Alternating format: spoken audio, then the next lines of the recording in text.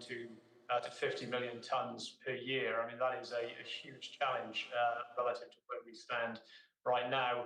The other challenge, of course, is that there rightly are rising expectations for better social and environmental performance from mining companies. So we need to produce more minerals than we've ever produced previously, but we need to do that in a more responsible way than we have as an industry in the past, with less impact on local communities and on the environment. And like many things, of course, this requires partnerships.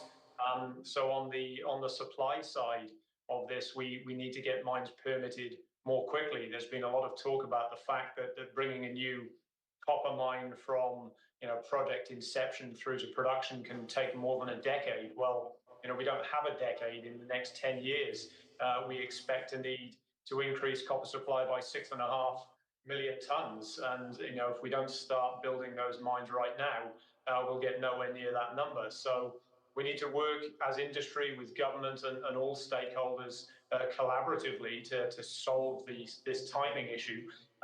But we can't do that at the expense of responsible practices and responsible mining. So we need to move more quickly, but we need to do this through engagement. From Teck's perspective, we have a strong record as a sustainable producer.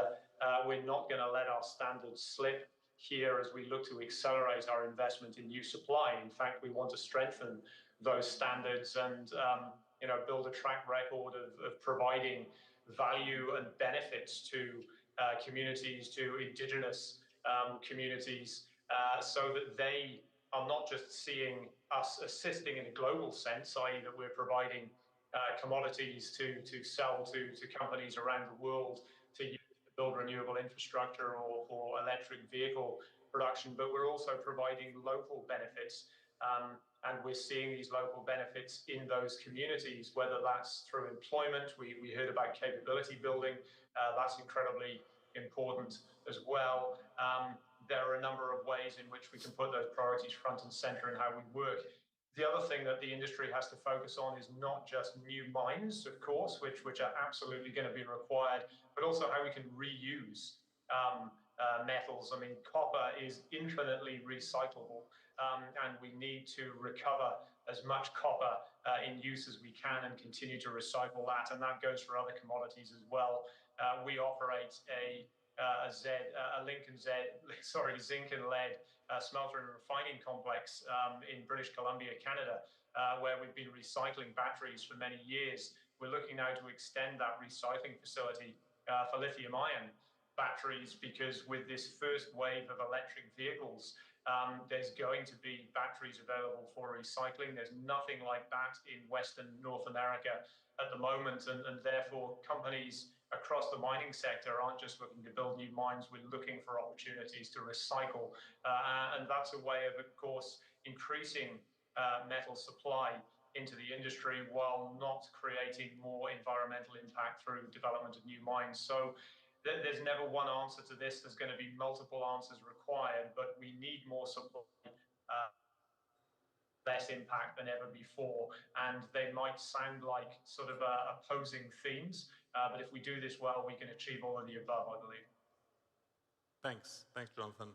I mean, just to continue in the same notion, Mana, you've been doing a lot of development, specifically in Africa, but also in other places with Ivanhoe.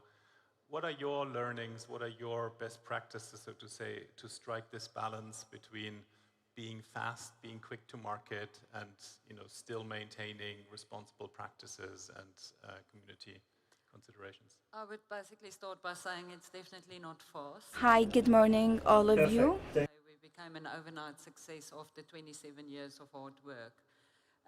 It takes many years to make great discoveries. It took us about 27 years to discover and develop Kamoa-Kakula, which will be the third largest copper producer at the end of this year in the world.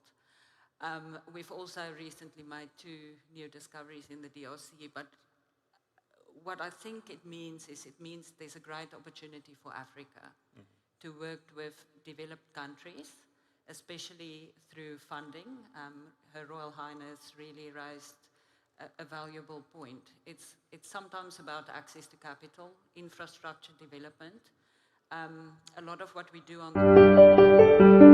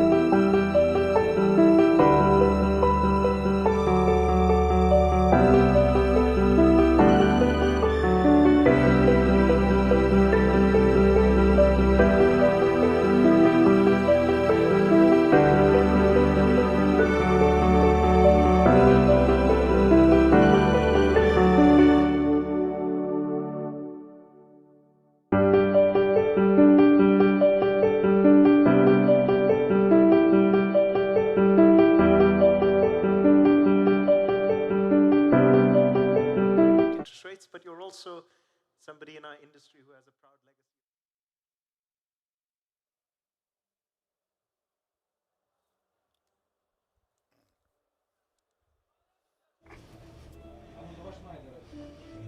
Okay. Can everyone hear me at the back? هل تسمعونني بالخلف؟ Excellent. هذا رائع. أهلا وسهلا بكم.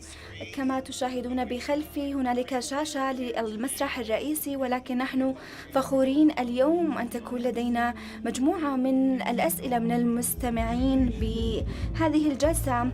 التقنيات تتكلم أكثر عن مستقبل المعادن، ولكن مستقبل الاستكشاف بخلال هذا الوقت يعتبر موضوعا أساسيا، لأن لدينا خبراء حول العالم سوف نطرح عليهم الأسئلة وسوف نجيب الأسئلة التي تودون أن تطرحون إليها. أنا جيم باترسون من مجموعة الاكتشاف، وأنا من الشركة التي تعمل في القطاع العام والقطاع الخاص عن استكشاف المعادن الحقيقية والابتكارات الأساسية. Changed a lot over the last 25 years and will continue to change, is moving fast right now. The two speakers that we have to my left, we've got Rob Wood, who's the Commissioner, Geoscience Data Analytics Center, Saudi Arabia. Govind Friedland, who's a founder and executive chairman of GoviX Uranium Inc. So we'll start with you, Rob. Yeah. Rob, can you just tell us a little bit about yourself, why you're here, why you're relevant, and we'll take it from there. Sure. So thanks very much, Jim. I am the commissioner for the new Geoscience Data Analytics Center here in Saudi Arabia. And the intent is to be able to support greenfield exploration through to an inferred resource, and to be able to also do analysis around potential environmental impacts, so that we can in fact actually support industry with early stage exploration, and to give confidence to companies that when they do in fact want to bid on projects, that there is already an environmental assessment that has taken place. So my expertise is in data science and building very large analytic platforms, and the greenfield exploration is a particular focus for us. Do you want me to go straight into the first question, or? No, I'd like to pass it down to leave it at Govind that. to talk a little Great. bit about yourself and tell us why you're here. Thank you, Jim. It's a real pleasure to be here. This is my third Future Minerals Conference. So this is clearly becoming the preeminent mining conference on the planet. It's definitely on its trajectory. So it's a real honor and a privilege to be back. And, my background, I'm a geologist. I'm a geological engineer from the Colorado School of Mines, which is our top mining school in the United States. And I've spent the last 2 decades exploring. We've worked in over 63 countries globally. So I've been involved in mineral exploration finance and building management teams and deploying capital across mostly energy transition metals. Most of my experience is in uranium and nickel and copper, but I've also worked in other commodities. Here you've seen a lot about Ivanhoe Electric, which has a joint venture with Ma'aden, and Taylor Melvin, the CEO, is here, but I was the first CEO of what's now Ivanhoe Electric, and we have a joint venture that's exploring here in the kingdom. We're deploying a special cutting-edge mineral exploration technology, which is a geophysical exploration tool that separates all the hay from the needle. And Ivanhoe just announced their first results today, so that's very exciting. But geophysics is one of the most important tools that we use on a regional scale, because drilling can be very, it's intrusive. It's sort of like a CT scan. You don't want to just cut your heart open, to look and see what's inside. You want to be able to see deep under the earth without touching the earth and have a very low environmental impact. And so we've been financing a lot of the tools for reinventing mining and reinventing exploration, starting all the way from the upstream, downstream. So it's a real honor and privilege to be here to talk about this topic, exploration. That's great, and you were getting into Govind. Why do you think we're on the cusp of a new revolution in greenfield exploration, to build on your point, Rob. Great. Do you want me to go first, Govind? Okay. So we're now at a point with technology that we actually are able to catch up to the geoscience. So we all understand that, any new tier 1 deposits are going to be deeper and undercover. We have for the last 15 plus years, a real understanding of mineral systems theory, and that continues to get more complex. And we're now at a place where, through different machine learning, artificial intelligence approaches, we can actually model all of those different deposit signatures and understand the fundamental characteristics that come into play associated with that. And we're really just at the very cusp of what's possible, and it's very much about de-risking greenfield. So much of greenfield has been, just a lottery of going out to the casino and hoping for the best.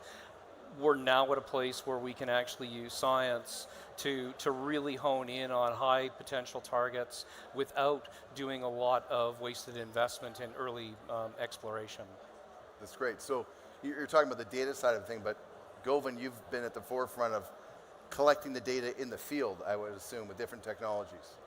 Well, if you look at the energy transition as described and the amount of metal that needs to be produced just for the electric car adoption. I mean, now copper is probably the most critical metal because no other metal conducts electricity or thermal conductivity as well as copper, except for precious metals, and much more expensive. So if you need to go from 25 million tons to 50 million tons of copper, that's more copper needs to be consumed in the next 20 years than has been mined historically since man started. So necessity needs to be the mother of invention. There's no way we can get there from here unless we change the way we've been doing things. And so fortunately, there's some very intelligent people and technologies out there that are disrupting the way that mineral deposits are found. And that needs to happen.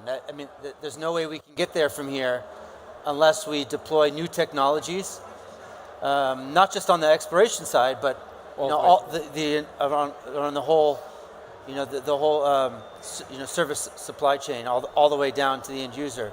Yeah. So I think it starts with geophysics is a critical part of it. Yep.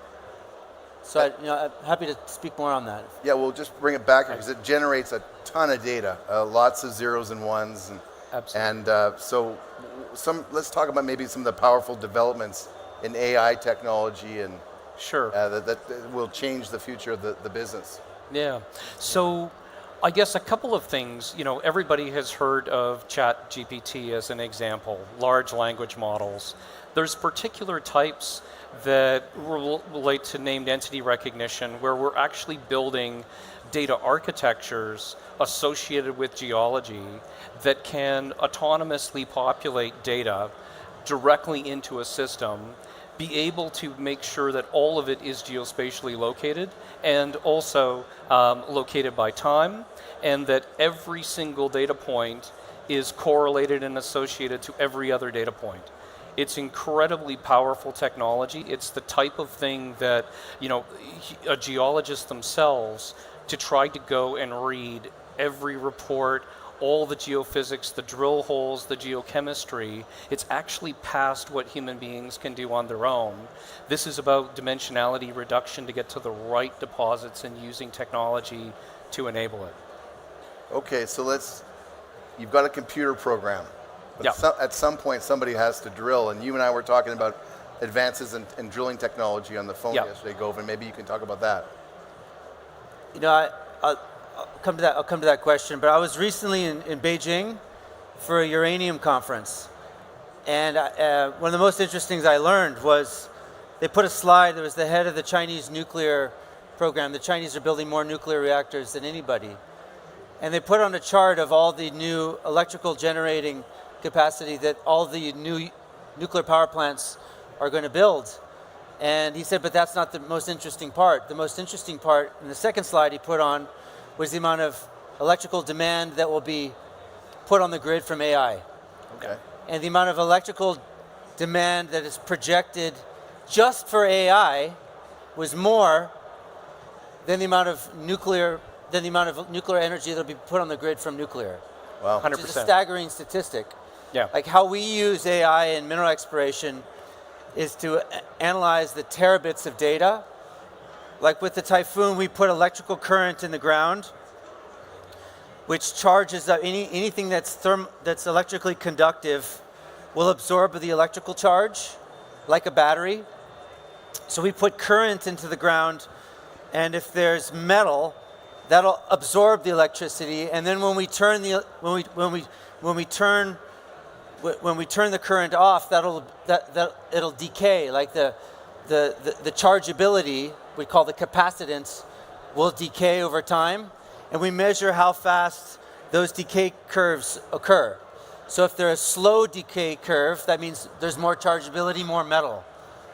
But we pick up all that data with geophones, and then we take that data into a supercomputer, and we use AI to correlate the geophysical, that raw data. We invert that data. We call inversion, data inversion. And that's what we use to actually create a shape that the geologists use to define a drilling program.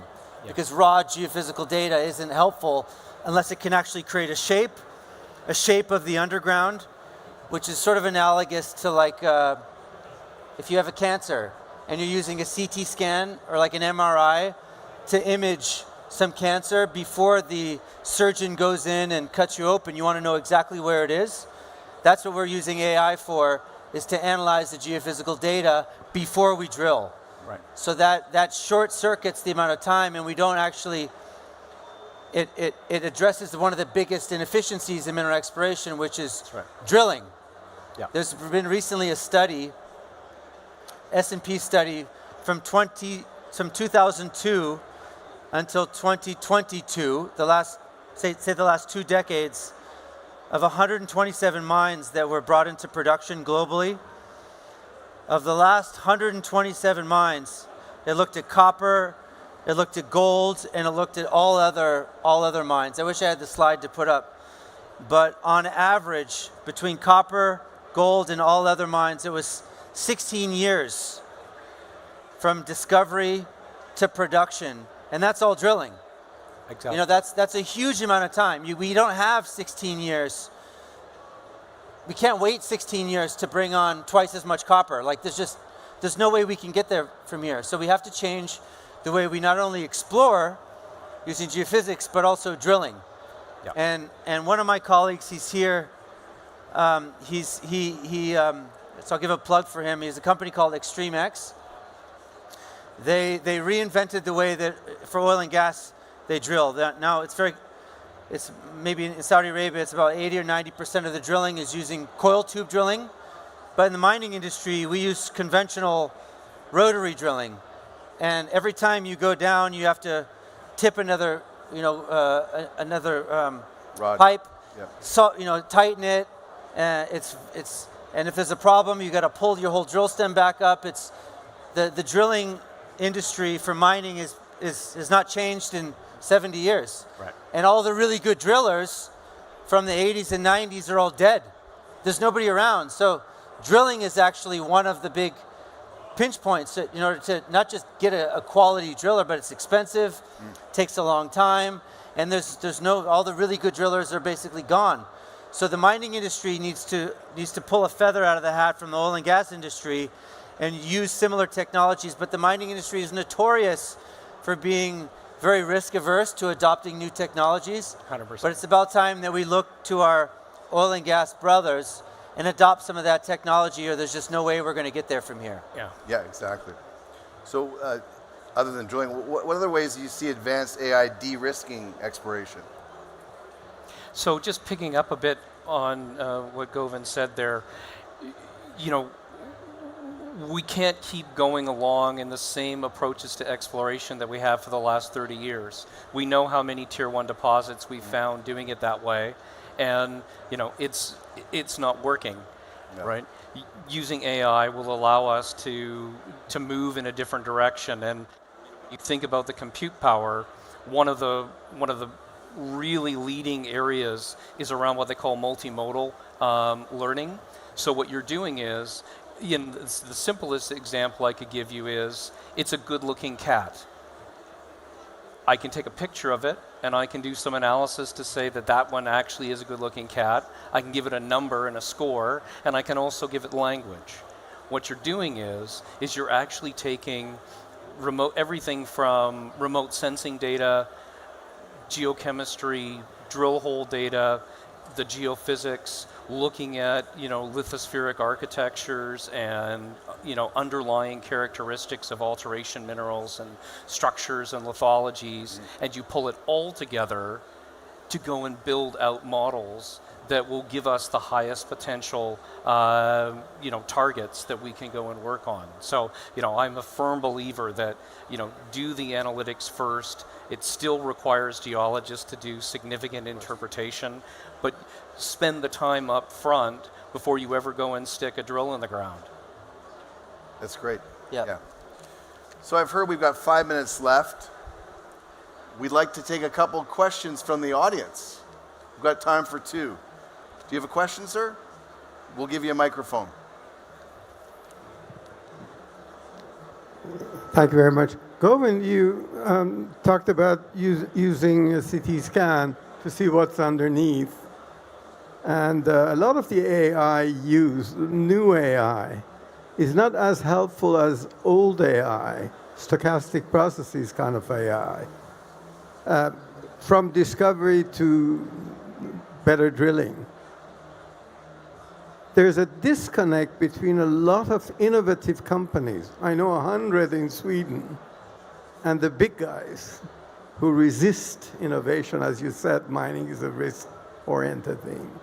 How do you make that connection to make more intelligent those brilliant things your father talked about, G-Pulse, etc., where it's a great realm of application to add AI to what G-Pulse does? How do you make that connection to stop the distortion in flow of capital that's resistant to that kind of innovation? How do you make the connection? Do you understand? If I understand correctly, between the big companies and the juniors? Between, let's say, Ivanhoe and 100 Swedish innovators. Okay.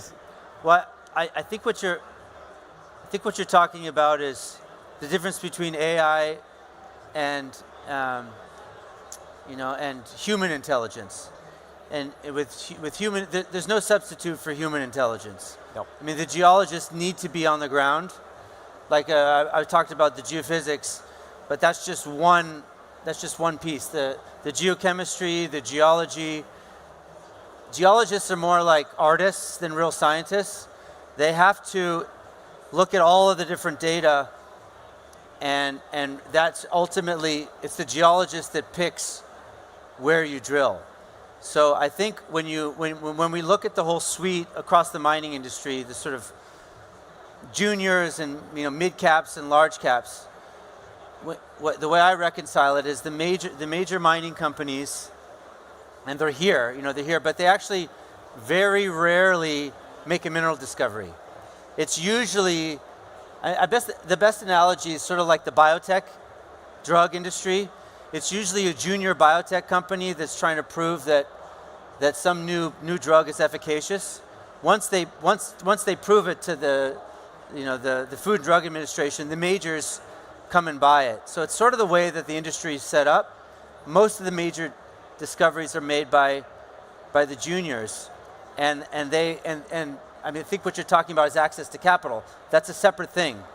Access to capital nowadays is extremely difficult.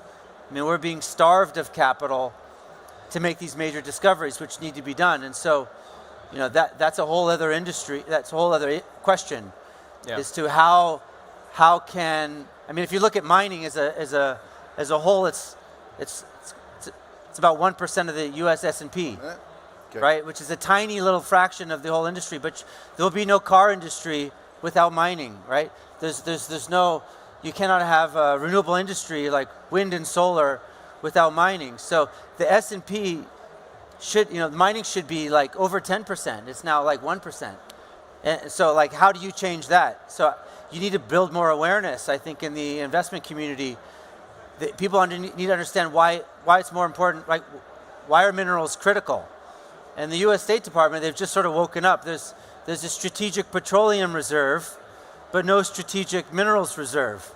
And they're like, okay, like so that this is like it's all of a sudden it's becoming really urgent, which is why you see the State Department now much more active in Africa. They've just woken up basically since COVID, and they realized, wow, we don't actually produce these minerals domestically. We have to source them abroad in friendly jurisdictions. Yeah. So I'll pause there. Yeah, I think final words from you, and then we're done. Sure. Yeah. Thank you, Govind. So I think, part of you mentioned juniors, and the junior market has struggled, for a number of years. And I think it's in part because, they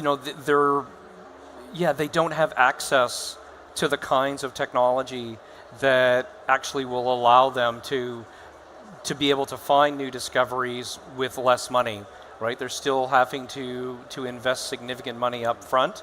And the kind of technology that we're talking about is very open, right? It lives in the cloud, it will become open source, and we're going to actually have, I think, a new era of exploration that's going to come out over the next, and I'm not talking tomorrow, I'm thinking in the next 5 to 10 years. That's kind of where it's going. And I'll give a plug to the country in which we're in. They will be leading the charge. There's no doubt. They are making the investment to lead us into the future. Can I have a warm round of applause for Rob Wood and Govind Friedland? Thank you. Yeah.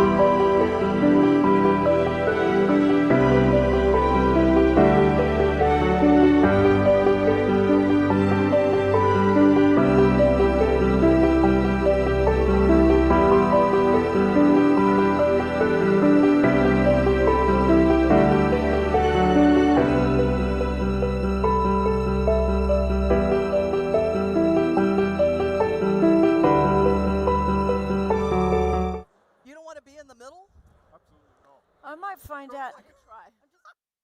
How I know it's time. With that photo, I'll get.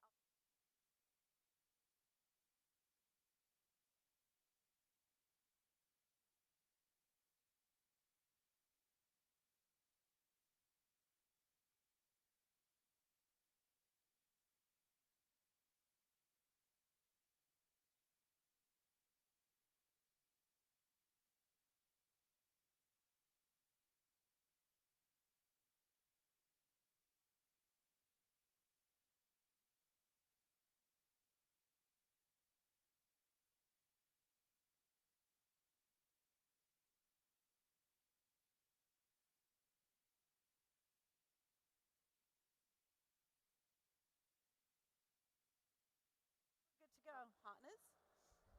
Yeah. So, like, do you do like mining companies and also service providers as what well? about development agencies, USAID, DFID? We're engaging with them. CETA. We're starting to. So it's like a bit of a revamp with So it. I want to get your card Yeah. before we leave because we're getting asked a lot about taking on some USAID stuff, which I've done Wonderful. for years and years and years. It's, Oh, it's an excellent. acquired taste. Michelle, are you good to go? Oh, yeah, sorry. Good afternoon, everybody, and welcome to this this super interesting panel session, I'm sure. The title of the panel session, just in case you don't have it in front of you, is Debunking Myths and Changing Perceptions. So I'd like to introduce you to my fellow panelists. On my left is Michelle Foss. Michelle is a fellow in Energy, Minerals and Materials at Rice University's Baker Institute for Public Policy. Then we have Florence Drummond, and Florence is the executive chair for the Development Partner Institute and the founder of Indigenous Women in Mining in West Australia. And further down next to Florence, we have Robin Armstrong, who's the mining sector leader of the Department of Earth Sciences at the Natural History Museum based in London, although it is a global institution. So I would like to start off this panel with you panelists to give me your top myths that you think the mining industry needs to debunk. Can I start with you, Michelle? Okay. To wrap it all up into one myth, the biggest mythology in all of this is that we actually know what we're doing in this thing that we call energy transition, what direction we're going to go, what's going to work, what technology people want, what energy choice is out there, and what this will mean actually for the mining industry coming in. And the biggest part of the mythology, the thing that we're working the hardest to deal with right now, is the affordability issue, which is a social contract problem in my view. The belief is that what we're pursuing, wind, solar, batteries, all of these things, electrification, that we can actually do this and have it be cost effective all the way through the life cycle, full cost when it's used. And what we're finding is that that's not the case. This is very expensive, what we're doing. And so the social contract implications back to the ultimate investors, the taxpayers in the United States, who are, for instance, putting up trillions of dollars for the IRA, it's a pretty fragile thing right now. Florence? Definitely. Well, for me, I would say what Michelle just touched on briefly, to say that it's too expensive to facilitate multi-stakeholder dialogue pre-project. It's too expensive to invest in that. Robin? That we think that we can even define what the social contract is. Where is it? Yeah. So that we actually think we know how to define the social contract. You know, as large as that issue is, that social contract changes at different scales within society, so from the communities that are directly impacted all the way up to the nation state, if we like. And that's one of the biggest challenges for us going forward, is how do we make it equitable for everyone? Can I just check that everybody can hear? Yeah? Okay, good. Thank you. Perfect. Well, can I pick up on that point, Robin, and just get you to, expand a little bit further? So if you're saying that one of the myths is that we don't really know how to define the social contract, how would you define this, a social contract? Because social contract is something that we're all talking about all the time. It's, we're all talking about the social license to operate, but what does that even mean? Does the industry know what that means? Do communities know what that means? Do governments know what that means? What does that contract mean to you, or how would you define that contract? But now you really put me on the spot in terms of actually having to answer the question. And part of that is, I don't think we have the metrics to understand how that operates across all those different scales. So it's like a buzzword that we throw out. This is a social contract. It changes from jurisdiction to jurisdiction. It depends on the style of government. It depends on how people are represented within that community, etc. So there's a big kind of sociological question behind all of that. And the fact is that we think that we can sit in an office somewhere in London, for example, and we know what the social contract looks like, for example, for Saudi Arabia. So we have to have that flexibility in understanding how it jurisdictionally changes and how it changes in terms of scale. So what it is how do we represent ourselves to the peoples, and how do the peoples represent themselves to us? So it's a question of representation and dialogue between both the industry and those communities or jurisdictions which are affected. I think that's a really important point because you've picked upon that lack of homogeneity, and I think that maybe one of the challenges that the industry is facing is trying to figure out a homogeneous social license to operate that is going to work across the world, across every commodity, across every community, and that's just not, it hasn't worked, and it's not likely to work because everybody is different. I note that a couple of people in the plenary session have quoted the ICMM's research about saying that the mining industry is the least trusted industry, or the least liked industry out of all the industry that they tested. And then when I'm talking to some people in mining, in Chile, for example, they're saying, well, that's not our reality. Our reality is that mining is very trusted. It's probably the second or the third trusted industry in Chile. Australia's got a different level of trust as well. So I think to your point about that lack of homogeneity is really important. The world is not homogeneous. And just coming to you, Florence, because you're on the ground experience in Australia with local communities, you have seen there's a lack, different communities are expecting different things at different times in different areas, even within one country, right? Absolutely. And so to Robin's point as well, there is so much complexity to do with communities. But I think when you said about our metrics, so that's one of the things I truly value about the organisation which I represent today, that we really did establish a framework over a decade ago that can speak, it's a principles-based framework, and that's something that we're activating even more now and into the future, and digitalising that tool so that we can start to have that metrics baseline so we can report on as well. And this thing is applicable globally as well.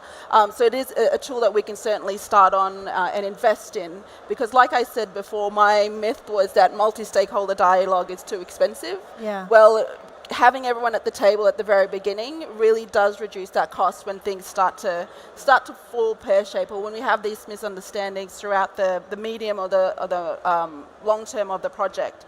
And we do have a few active cases right now, as we all know, and I think in our history as well, something we should learn from is that with having that multi-stakeholder dialogue and that investment at that very early stage can really reduce the impact and increase sustainability for the project. And Michelle, when you're thinking about social contract, what does it mean to you? How would you define it? Well, I think there are layers, and that's the problem. The big layer that I talked about is the expectation, the idea that it's affordable. So a social contract with the voters is that we're going to roll out very aggressive programs. We can do it. We can domesticate supply chains. This is our thing in the United States right now, and to a large extent in Europe as well. We can execute. We're going to create jobs. We're going to create benefits, all of that sort of stuff. It's highly speculative. So you've got that. That sets expectations at the local level. So now you're going out and trying to do multi-stakeholder dialogue within this context of very, a set of speculative positions by investors, by companies, by governments, and so on. And that drives the tenor of conversations and influences how the social contract evolves at that stage. Then you've got, to your point, the social license to operate, the ultimate thing. How is the company going to execute? Will it be able to execute? Will it be able to develop viable and long-term, long-lasting relations with the local host communities? If you start wrong at the top, it's not going to work at the bottom. And we've seen this in just very, around hard-earned lessons in the past, and just in our country, but in other countries where, you go through investment cycles, and you see how this plays out over the course of the cycle. At the end, you can't even tell whether at the social level you're better off. That's not a good way to end up at all. And I'm really concerned that we're going in that direction again. So what's the question? What's the premise? Does the premise make sense? If the premise makes sense, then you've got a top-level social contract with your voters, your investors that everybody understands. That can get translated down to the multiple stakeholders as you go into the next level, the local level, and ultimately to your operating level, I think. And I don't think we're there. So we're not there yet. We know it's not working. You've just described that really well. What do you think is working? Do you think that, have you seen in your time in the industry improvements over time? I think companies are more sensitive. I think there are a lot of groups like Florence's out there that have developed a lot of skill in helping to foster dialogues and all of that. I don't think that, I think one of the biggest problems is the retention of corporate knowledge, if you want to call it that. What happened before? I'm talking about cycles that happen over periods of a decade or 2 decades. Who's left behind to remember what happened, what went right, what went wrong? We generally tend to lose that capacity, so that when everybody is coming back around again, you have to start all over. I mean, that's the usual problem. I have to say that in 30 years of messing around with this, I haven't really seen good results, unless you're in a situation where you're in a rarefied location where the project is really well understood.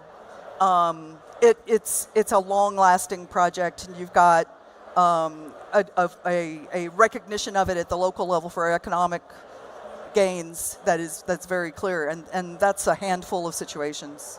Okay, so Florence, I'm going to come to you, and then Robin, I'd like to come to you just about, the best way to build trust, up with communities is actual engagement. And I just wonder, and this is, I think, just to pull on this string that Michelle just finished with, how have you seen? Michelle hasn't seen huge improvements in her career. We know what the problem is. We know what we're facing. We're also, by the way, facing quite a big macro challenge, which is that nobody trusts any institution anymore. And with the advent of deep fakes, people don't even trust what they see anymore. So how do you engage? How do you advise your companies that you work with to engage at the ground level, because that's where it all has to happen? Yeah, absolutely. And I think to Michelle's point as well, I do think there has been some improvement, particularly in the women's space, in the gender space, and also in the Indigenous community space as well. I think people within industry are now more active to do one thing within their role, one thing within their organization, because this is a big burden. This is a big question, a big problem that we've had for a very long time. But I think for me, as an Indigenous woman from Australia, we've been very active, or we have organizations that are very active in creating pathways for people who are in these minority communities, who are part of the communities in which these companies operate. So I think that active role of pathways of local people being decision makers, I think that's definitely helping. We're seeing that shift a little bit more, which is very healthy. Definitely around technology and globalization and us communicating more with each other. I think we're exchanging those ideas of what does work globally. And that's what I really also value about DPI as well, is that creating this global network for everyone to connect in a safe space where we all know that we don't do things right all the time, and we've got a history of correction. But I think having the same people, or the same people behind the organizations with strong right direction values can really help move the dial for everyone into the future. So that's what I would say does work. And Robin, just picking up Florence's point about knowledge sharing, the Natural History Museum is very good at putting itself in that position of facilitating that sharing of knowledge. How important do you think that is in the social contract, or change, or just even sort of moving the dial from a perception point of view? you mentioned it right at the beginning, is that the mining industry has a poor reputation. And we can debate endlessly whether or not that is founded in truth or founded in... And one of the first things we have to turn around and say is that we have to be honest about our mistakes in the past, a bit like museums have had to be for various reasons. And that part of that is then listening to those communities. On a larger basis, one of the biggest issues we have in terms of how the industry is perceived is people don't understand the industry. You know, we can talk around, a good analogy would be, in many countries now, people go into a supermarket and they buy their meat on a piece of polystyrene wrapped in film, and it's completely divorced about what that actually means in terms where that product comes from. You know, my daughter's 6 and she looks at TikTok, and she tells me I'm a war criminal because I work in mining or whatever, and I'm saying to her, but how much energy are you using just looking at some cat dancing?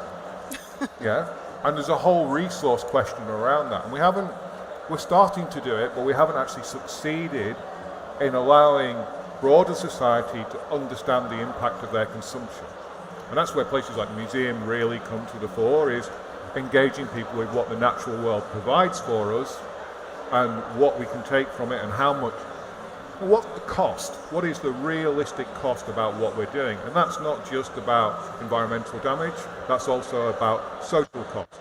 Because most of the time, if we build a mine, someone has to live next to it or will be living next to it.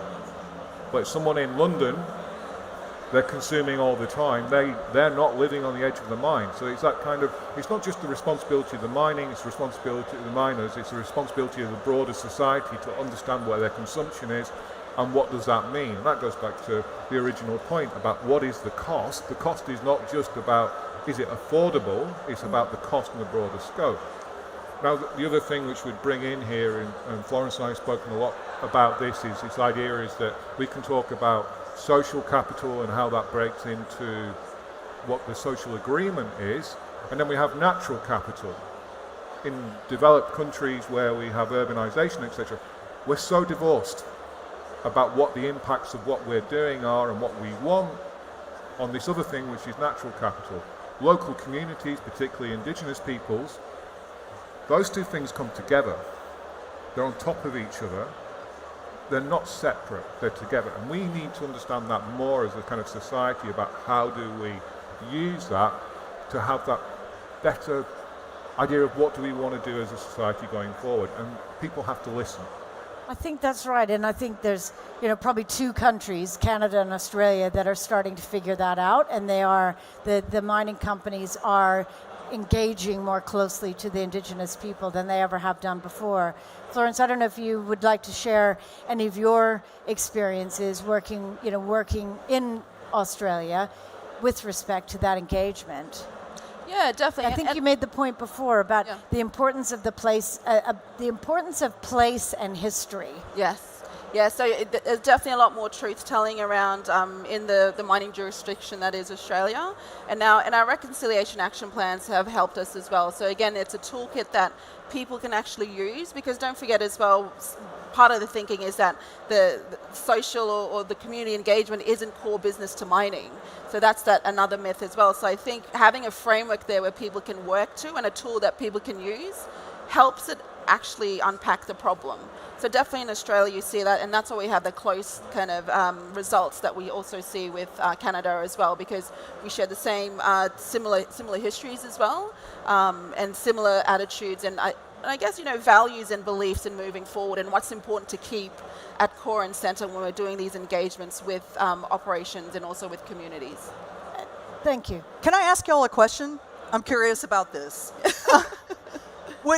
Given our respective, experience on the panel, you're looking for solutions. You're trying to shape this social contract, at critical stages, right? Should you agree to provide a royalty directly to a community, especially if it's an indigenous community? What would you think about that as a solution? I was going to say again, that's quite a global question assuming that every answer with every community is going to be the same. That's true. I'll take that. Taking that into account, I'm And just that- curious in the yeah. situations that you've seen, would that be a solution in terms of? I think it's a simple solution, but it's too transactional. I think people now are demanding more. Demanding more in the sense of expectations of we want sustainable partnership, not just a transaction. Yeah. Any reactions on that?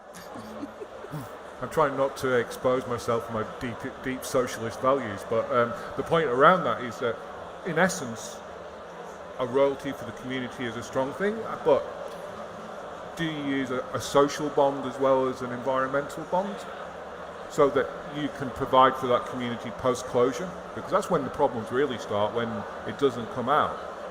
Yeah, I mean, so the point is you're creating something locally that provides that post-project, it's a stability fund in some respects. The reason why I bring it up is because that line in the sand now exists. So we've been working on a project where that's been done to solve problems. It's bubbling around the industry. It's going to get looked at. And the reason why I wanted to pose the question is because I agree it's transactional. What I think that oftentimes gets missed in all of this is what will happen as you go through the phases of the project. What happens when the project is decommissioned? What happens when you're moving beyond that? And that's usually not something that we think very much about because it's far in the future and we don't really consider it. I think there's also a bit of a fear of finding out with that answer. I think Florence has a view about that, is that companies don't want to ask certain questions because they're afraid of the answer. But if you don't ask the question and you don't engage in a dialogue with people, you're never really going to find out what they want, and therefore how do you ever negotiate or how do you ever bring them on the journey with you? But I agree, I totally agree, you're right with respect to often not communicating the entire life cycle of the asset. They only communicate the beginning bit because it sounds a little bit better. But I don't know, Florence, if you want to jump in there. Yeah, definitely. I think, defining those components of what the value chain looks like, the life of the project, and what those steps are and where we can participate in terms of communities, in terms of women. I think having that discussion through dialogue and deep dialogue as well, and coming up with an agreed action plan or agreed outcome, I believe that really does help to have everyone participate where they can, because it's not only just employment, you can build businesses as well. You see that happening in Australia. There's a lot of local businesses that are coming out of these regions that are very successful. Yeah. I also think it goes to that trust question that you keep raising, trust in institutions. So much of this happens at the sovereign level, right? So that's who you're dealing with a lot of times in the industry. That's who you're negotiating with. That is the first point of entry. And a lot of times, a lot of the social contract issues, to me, revolve around the lack of faith that the communities will benefit because the sovereign is the one that's driving the show. And I think that's changing, actually. I think we're in a time where, because of the conditions, why we're doing this, why we're talking about this, the importance of it, or the pressure on the industry, the pressure to invest and to expand, and all of those things is flipping the ledger a little bit. And I think that we're going to have to show that local groups, the host communities, the immediate communities can really benefit long term. And the question is, how on earth do you do that? What is it that you can really promise or indicate that will work and let you actually get to that point of being able to proceed? Well, why don't we put that to the audience? Yes, if any of the audience has anything that they'd like to contribute or ask the panel, now is your chance. We have this gentleman with a microphone.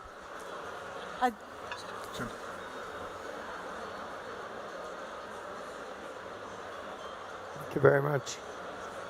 Can you hear me? Yes, thank you. The Feminist Party in Kiruna, northern Sweden, just tipped the balance to stop the greatest graphite mine. That would never happen in Newcastle 90 years ago, because it was the major employer.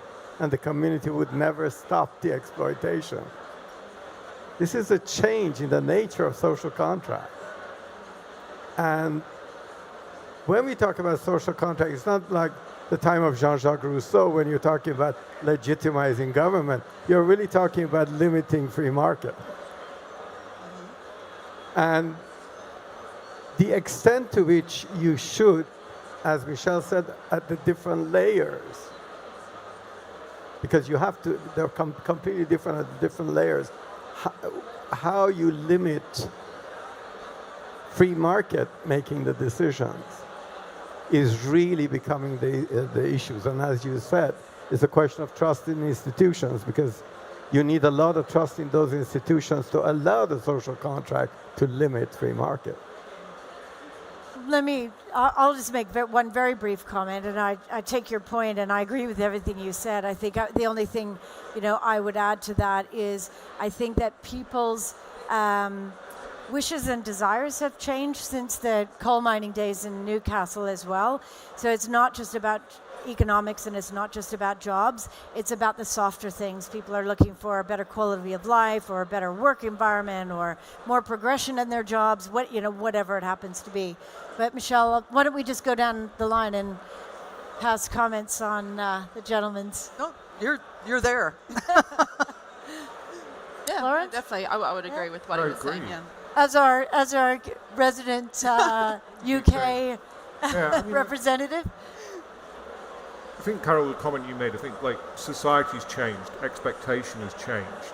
So there's a great book called Bowling Alone. I don't know if anyone's ever read it, about change in society through North America, much more individual, much more family units. It's not that community.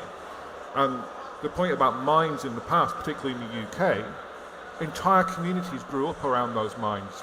There's culture grew up around those mines as well. Those mines closed, we lost it. The brass bands of the north of England, they were built within the mines and stuff like that. And for many communities, that's what they see the mine. It adds something to the community, adds something to the culture will develop around that. One of the analogies I would use, rightly or wrongly, is that in many ways for communities, mining is like for sports stars. They have a career and they can make lots of money potentially during that period. Well, that career comes to an end, right? And how many times do communities fail or fall apart because they're not planned for a knee injury in the third quarter or something? So there's an analogy there, and is whose responsibility is it to allow that planning section to take place? If we go back to the idea of a social bond, to allow that community to thrive beyond mine closure, or that country to thrive beyond the loss of a resource. Well, if I could just, sorry to interrupt, to pick you up on your analogy, because like that career, this panel has come to an end, I'm afraid. Yeah. So thank you very much, panel members. Really interesting conversation. We never have enough time to have these conversations. So if you want to pick anything up with any of the panel members, please feel free to reach out. But please put your hands together to thank my panel. Thank you.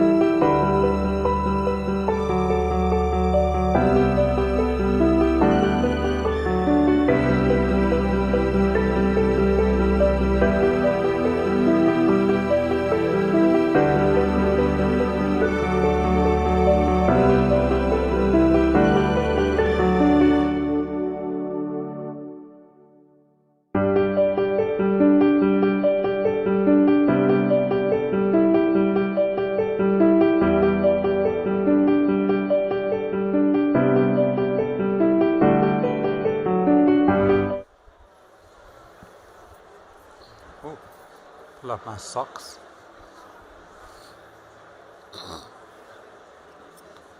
Very warm. Yeah, can we? Yeah. Good afternoon, colleagues. We have an exciting panel right now. The panel has a fairly long title. This is about sustainability standards and transforming the super region that we are in right now. And basically, would be discussing with our panel the sustainability framework that is fit for purpose for the super region.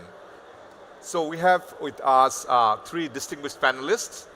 Stacey Hope, she's Managing Director, Women in Mining. Aidan Lee, CEO and co-founder of GraphJet Technology, Malaysia. And Julian Traeger, CEO of Kotek Investments. Yes, so without further ado, let me start the conversation. Julian, if I may come to you with the first question. So whenever we talk about sustainability standards or framework, the first term that comes to our mind is ESG, Environmental, Social, and Governance Framework. ESG framework has been in place for a while. So Julian, would you tell us, like, do you think this ESG standards that has evolved over the years, is that suitable for the critical mineral sectors that we have right now, especially in the super region? Sure. Thank you for having me on the panel, and thanks for the question. You know, the ESG standards really originated in the mid-90s, so we're talking 30 years ago. And it was before the rise of global warming as a global concern. So I think it's time for a refresh. The ESG focus was a lot on communities affected by a particular mine. It wasn't on solving a global problem. So I think we now need to look more carefully at the weightings to make sure that, you know, national development frameworks such as in the kingdom and then global concern about climate change and warming need to be given greater prominence. It should be an evolving set of standards. Thank you, Julian. Any comment from Stacey or Aidan? Yeah, I'll jump in right First, away. please. Yes. So I guess upon reflection, I lean more to the SDGs because that answers a much wider issue. And I think this goes to your comment there, Julian, about it needing to be more holistic and need to be more all-inclusive. But at the same time, we have to understand that a super region like the one that we're in right now is contextually different from the ones in which we're creating these standards. And that is a fundamental issue if we don't have not only the government officials participating in the development of these standards, but the communities themselves being an active participant in defining what those are. So I tend to look more at the SDGs as well as the national determined contributions, the NDCs, because then that goes to a much more granular issue within the context of the region. Stacey, I'll turn to you. You mentioned community, you mentioned in the impact. So one of the things that we observe in the mining sector, not just in the critical minerals sector, that there's always a tension between the local community and the mining sort of actor in that community. Often it's an adversarial relationship. And why is that? Why there is such a negative sort of relationship between the miners and the communities? What can be done about that? So there are many, it's a very big question and we don't have all day to answer. Well, I don't have all day to answer it, but maybe focusing on two issues. Yeah. First, when we talk about the communities, who are we talking about, right? And which communities? So within the communities, I do a lot of work with artisanal and small-scale miners. And they're often seen as a threat to mining companies and their agenda or their alignment to global regulations and global standards if we have ASMs on site that we can't account for in terms of a responsible way of practicing mining. So they pose a threat to mining companies, or at least a perceived threat to mining companies if we don't understand how we can actually work together. But there are initiatives there that actually add impact and add value there. But I'll wait until later maybe to give some examples. On the other hand, when it comes to communities as a whole, it's really about beneficiation and not understanding what the communities want and how to come up with a solution that is co-designed with the communities and the mining companies. We're still coming from an ego of we know best because we're defined from a Western or a global North identity. But if we were to think about a more co-designed approach, that negative adversary relationship will start to dissipate. Thank you. Any reaction to what Stacey just mentioned, Julian or Aidan? Yeah, I absolutely agree with you. I think there needs to be, particularly in this region, which is starting with a much cleaner sheet of paper and not the historic legacy. And one of the problems also of mining is it's permanent. And so what the West has seen is, the results of 200 years of mining, which hasn't always been responsible, but still to be seen.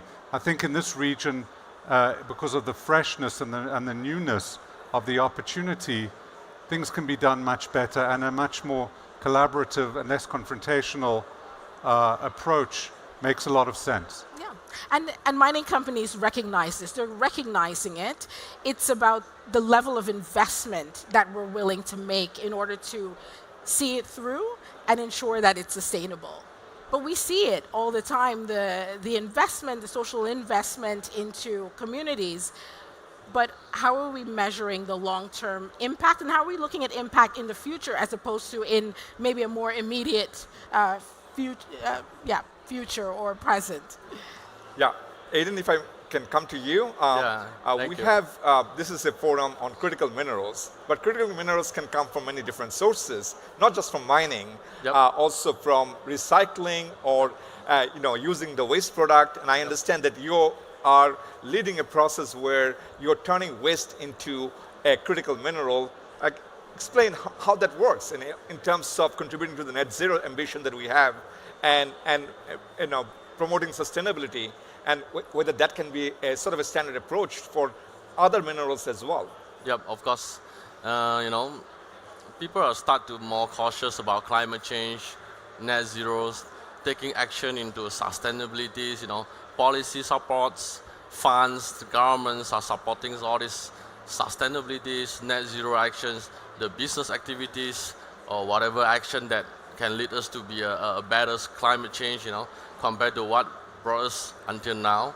And like Dr. Hamid had mentioned, not just mining, like ourselves, our companies, we are recycling a biomass waste in Malaysia, which is a landfill product in Malaysia, and we use it and we convert the waste to become a graphite and graphene.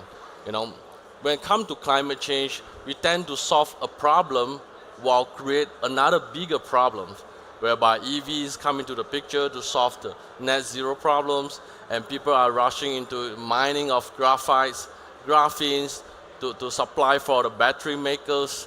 And then because of the mining activities are getting limited resources, the price is going up, and you can see there's a lot of automakers that are cutting down all the costs while using all the impurities, graphites, or raw material in their batteries. That's why it costs a lot of EV car batteries on self-incinerators and got burns nowadays.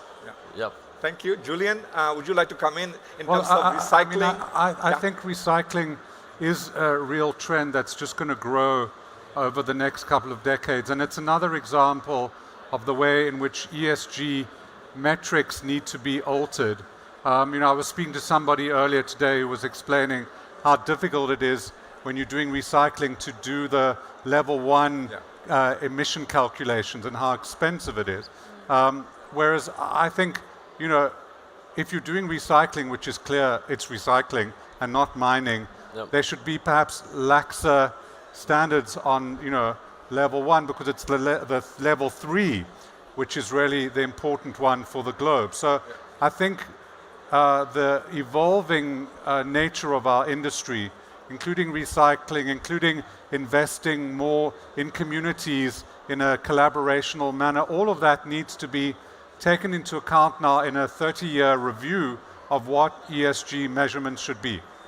Julian, in your initial remarks, you talked about evolving ESG standards because it is kind of old, it's not really fit for purpose. So part of the ESG is the governance, and governance matters a lot in terms of accountability, in terms of maintaining a relationship with the community. So what aspect of governance needs to change within the ESG framework, you think, especially in the super region? Well, I think, going back to Stacey's point, more collaboration on governance rather than criticizing on governance. Yeah. Things need to be designed from the beginning in a better way. In the future, hopefully, we're going to have cars that are designed to be recycled. But that sort of thinking of how to build something for the long term is very important. And I also think we are realizing that this industry is a very complex industry and it needs a lot of expertise. For a while in the UK, there was a virtue in having people ignorant of the sector running the companies because they brought a different perspective. I think that's really been disproved. So I think more expertise, more collaboration, less confrontation, and more inclusion is truly the way to go. And on governance as well, while there needs to be diversity, it really needs to be truly diverse. Yeah. Not diverse people from the same sort of background. Thank you. Stacey, would you agree? I completely agree. I thought there would be some disagreements here, no? So you're all agreeing with each other. Well, we have to agree with this in the sense that we have had many people in this room who have often been excluded from the conversation and from the meaningful conversations, from the disrupting conversations that will actually lend itself to a more meaningful, more responsible mining sector. One of the things that we do at Women in Mining UK is around the advocacy of women in the industry. But I can talk to other women about women in mining, but what is the impact there? Most of us, I'd love to think all of us, know that we need more women in the industry and we need more meaningful participation of women in the industry. I need to talk to the men in the room, right? And not only talk to you or talk at you, we need to have that meaningful, disrupting conversation as to, well, how does it work? How do we disrupt the social narrative that we've created in the mining sector in order to actually have this meaningful diversity, inclusion, equity, etc.? And how do we end up belonging into this? I also think, by the way, age is very important. Very important. So we need to have much more involvement of younger people because they're the future on boards.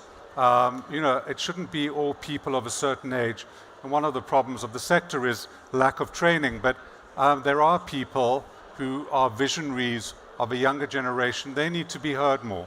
Oh, absolutely. But then there's a conversation that we're having now about more young people in the conversation. And a lot of the older people in the conversation think that means that we need to push you out in order for more young people to come in. But that actually is a hindrance.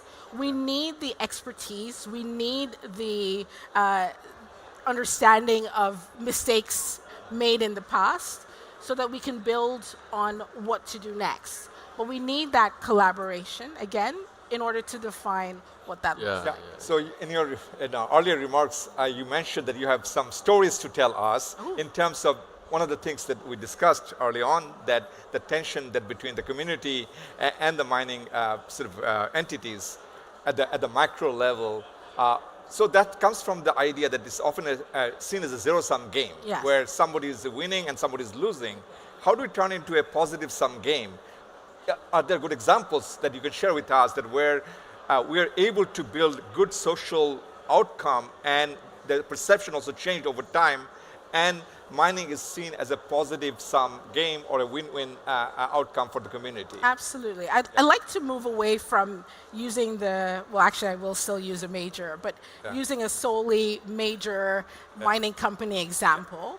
I'll use two. I'd say first, as Women in Mining UK, just looking at the women in mining ecosystem globally, that's developing here in Saudi, which I think is very important, as well as in countries like Mali, Senegal, DRC, where you have had a gendered issue in terms of women's participation in certain sectors.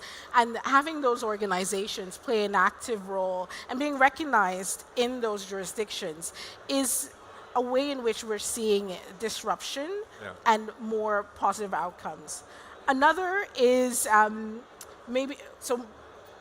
more ASM, artisanal small-scale miners. I gave that example earlier. There's an organization that I'm associated with called the Fair Cobalt Alliance. And that ultimately is working with the major mining companies in cobalt, of course, because it's the Cobalt Alliance. But also, we have the traders, we also have the end users, the consumers, the OEMs who are participating in this initiative. And that ultimately is to help develop the ecosystem of the communities and the community miners to be a professional, notable participant in the mining sector, to be a part of that mining value chain, because ultimately, communities want to participate in mining. They understand the mining market, right? So it's about... They're the receiving end, Yes, so they need to also be a part of the mining practice itself. Thank you.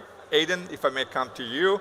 So we are talking about sustainability standards, and I think it boils down to often environmental standards, because ultimately environment has become a major issue, climate crisis we're facing right now. So for the super region, what kind of standards that can be a fit for purpose framework for environmental sustainability in this region? What can be done? I think that, referring to the economist, John Nash, we're talking about Nash equilibriums, You cannot have both and another. Both have to look at the same papers, like what Julian has mentioned, that the framework, the policy, and the acts, we need a new fashion designer to redesign, to reframe the whole policy, not just fighting the fault of each parties, other countries, how to penalize them on how much of carbon emissions you are emitting out to the environments, how much you have done for the climate change instead. But we can complement each other, work together, and collaborate together, to find out the right solution, like what we have done, recycling the landfill, a biomass waste product to be a high-value product. It will be a good, ecosystem, creating a supply chain of good platforms, a greener supply chain to supply to the world, Thank you. I think we're coming to an end. So in terms of what Stacey mentioned, that we need to have a more holistic approach. I think SDGs, adopted by the UN member states in 2015, provides a very good framework for us in terms of looking at the total impact, not just the impact at the community level or the country level, but at the global level. And this is the kind of an approach that we need to take to tackle the challenges that we face right now. The climate change is not a local problem or a regional problem, it's a global problem. So we need that kind of holistic approach to environmental standards when it comes to mining and critical minerals. So I think we have a few minutes, I believe, right? 5? Okay, we have 5 minutes for Q&A. The floor is open, so please raise your hand, and we have the mic here to help you.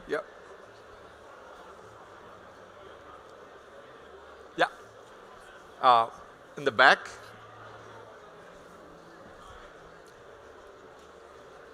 And if you can introduce yourself. How's it going, everyone? Thanks for the presentation. Matt Jervich from Jet Capital Advisors in New York. I have a question for Aidan in GraphJet. Can you tell us a little bit more about Malaysia and Southeast Asia's focus on the supply chain for the battery industry, and how this can be a really important aspect of building out that supply chain that connects the rest of the world to China, who ostensibly runs the battery industry today? Thank you for the questions. recently, China has imposed a ban of graphites start on 1st of December last year. And a lot of countries start to panic, stockpiling all the graphite, especially because graphite became such a critical raw material for anodes, which is the storage part of the battery. And that's such a good opportunity for our company as well as Malaysia, whereby we are the second largest palm oil producer in the world, come after Indonesia. And we're able to convert the waste of the palm kernel shell to become a graphite and graphene and supply to the world. So we're talking about the supply chain in Malaysia or Southeast Asia. Of course, China will still have the lead. And looking at the trade war, the export ban of the graphite, you will create a new supply chain and ecosystem across some other country, especially in Malaysia, Indonesia, Thailand as well. As Indonesia do have a lot of nickels, and Malaysia will be part of the Malaysia contributors. We're able to convert the waste to become anode materials, Yep. Maybe we have time for one more question from the audience. Anyone from this side? I see none. In that case, any final last word of wisdom from the panelists? 30 seconds each. Yeah, Stacey, we'll start with you. Yeah. Words of wisdom. Hopefully I have some wisdom to give, but maybe it's how do we ensure that we are contextualizing the sustainability frameworks that we're using, and I'm using sustainability quite strategically in this context, because I do believe that the SDGs will ultimately guide the mining sector into being more responsible. Thank you. Aidan? Yeah, I think complement each other, collaborate together within all the companies, the country, not just a local challenge, but a global challenge will be taken into consideration to think out of the box, to have a better solutions. Recycle. Thank you. Julian, you have the final word. Yeah, I agree with all of that. But I think this region and this country have a real opportunity to become thought leaders in the reinvention, the evolution of the ESG standards as the world evolves, particularly also involving a lot of automation and AI and how that helps the process. Thank you. Colleagues, please join me with a round of applause for the panel. Thank you. Thank you.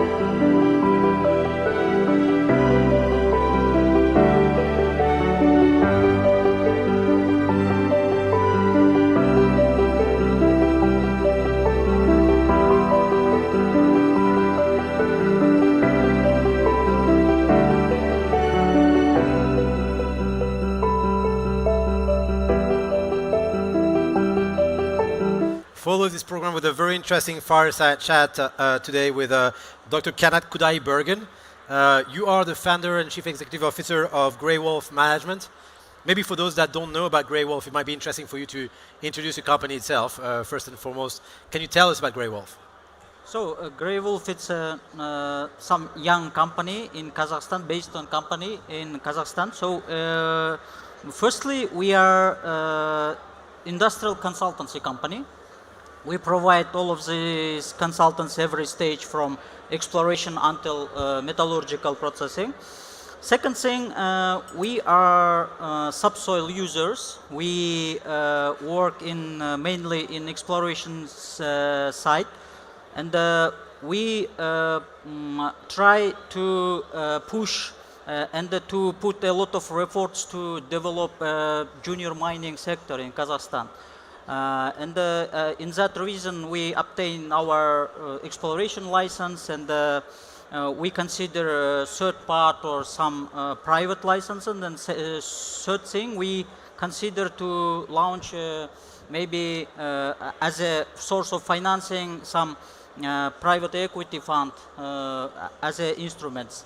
So it's our main business, and we are working in whole Central Asia. As you were mentioning, yes, you were working across Central Asia, Uzbekistan, Tajikistan, Kazakhstan also. We even mentioned Afghanistan, if I'm not wrong. Can you tell us about the wealth, the geological wealth of the region? What is the main minerals that you can find there, and how it could be maybe plugged in or linked with the Middle East and Saudi Arabia particularly? So, you know, Central Asia in situation in mining sector, it's a very similar in Saudi Arabia situation. Okay. Because, for example, Kazakhstan, every time when you ask what is Kazakhstan, it's oil and gas mainly, as a Saudi Arabia. And 6-7 years ago, we have launched a new legislation, and our mining sector obtained a second wind about developing the mining sector, mainly in, I think, junior mining sector. Because according to our ministry, industrial ministry reports, only 35% our territory was explored before. And we have a huge opportunity, more than 75% in our territory. So, and it's a very similar situation also our neighbor countries. Very huge opportunity in Uzbekistan, in Kyrgyzstan, in Tajikistan, even in Afghanistan. It's also, I think, after stabilization of situation in future, it should be one of the mining centers in the world. I mean, you did mention that potential in Central Asia. Now, how do we actually, incentivize investment towards the region so that there would be a growing ecosystem and we can harvest those geological wealth in Kazakhstan specifically? You know, its system is very virgin because we don't have any stock exchange as in Canada or in Australia, but we just creating this infrastructure system to attract the financing, for example, for junior mining company, for explorations. And second thing, it's to develop some stock exchange market also. I think since establishing Astana International Financial Center, we can solve it step by step in this issue also. It gives more opportunity to develop whole this region based on this AIFC and the Kazakhstan legislation, some infrastructure. Okay. I mean, we mentioned a little bit of the ecosystem, mining ecosystem in Kazakhstan, a lot of junior mining companies. What are the main interesting opportunities to invest in junior mining companies, especially in Kazakhstan? Actually in the world, junior mining companies, nowadays they take huge role of some, I think it's some impulse of developing the mining sector. Because, a lot of last 10 years, a lot of biggest mining deposits were discovered by junior mining companies. And when we would like to develop mining sector, we should develop junior mining sector. Because big players, they look for mainly brownfield projects. But unfortunately, in this time, we don't have any brownfield projects. I think in world-class classified deposits. Okay. And junior mining companies, it gives more opportunity to push, diversify all of the mining sector to develop the deposits, discovering deposits, and to provide all of the big players with a good tier 1 world classified deposits. Okay. Still focusing maybe on Kazakhstan and Central Asia more generally, what are the main steps or reforms that could be done to enhance the mining sector in those countries in terms of state regulations or in terms of capacity for investment? What are the main steps that could be done? Actually, to obtain a license in Kazakhstan nowadays quite easy. We have launched a KAICC system, first come, first serve. Our report system, like KAICC, it's very similar for GRC report system. And I think all of the efforts our government should give some impulse to developing this sector nowadays. It's a very similar situation with Saudi Arabia, very similar, because we have launched a new legislation, database, geological some surveys, and we provide information and attract a lot of junior mining companies, foreign and local investors to put effort to develop this sector. I think it's a second wind, I think, in boom in the market. According to some geopolitical situation in our region, a lot of focus in Central Asia nowadays, because European companies, they also look for source of rare earths, critical minerals. Some West companies, also Chinese companies from Japan. A lot of companies nowadays, they look for a good potential, good projects in mining sector in Kazakhstan. I think it gives good opportunity to push this developing in our country. You mentioned geopolitical situation. I'm very interested into it. Before we talk about that, we're here in Saudi Arabia. So what are the similarities or the synergies between Central Asia and Saudi Arabia? I mean, whether in terms of the mining sector itself, but I know Grey Wolf is also very interesting in engaging with Saudi Arabia. So what are the next steps from your perspective? We are going to establish a company in Saudi Arabia to start from industrial consultancy. But in future, we consider some opportunities to obtain a license and to develop, to participate in junior mining sector. Actually, we are working just in exploration stage. We obtain some license in greenfield stage, and we until estimating of reserves. After that, we go out from this project because it's our main business. It's a high risk, but it gives very good, I think, incomes for company. And we consider Saudi Arabia market as a very good anchor place to develop this business also. Very good. As I was mentioning, the geopolitical situation is very interesting to analyze in Central Asia. We've seen a more and more independence from Kazakhstan towards Russia, presence of new players. As a French citizen, I see Orano being very much present in Kazakhstan, or President Macron going on a regular basis. But where do you see this evolution of different actors coming to Kazakhstan, and what does that mean for the potential of the country?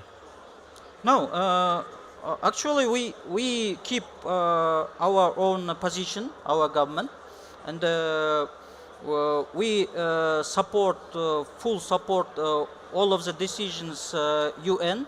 And in that reason, a lot of companies from West Europe and from South America, they are working in Kazakhstan. I think we don't have any problems with this, because we have our own political decisions, and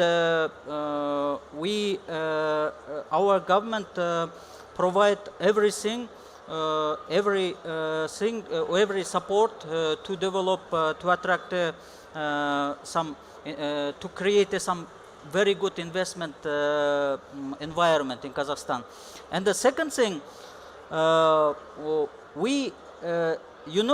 after this situation, it gives more opportunity for Kazakhstan and Central Asia, because a lot of big players come to Kazakhstan, to our neighbor brother countries, and they try to develop and to participate in this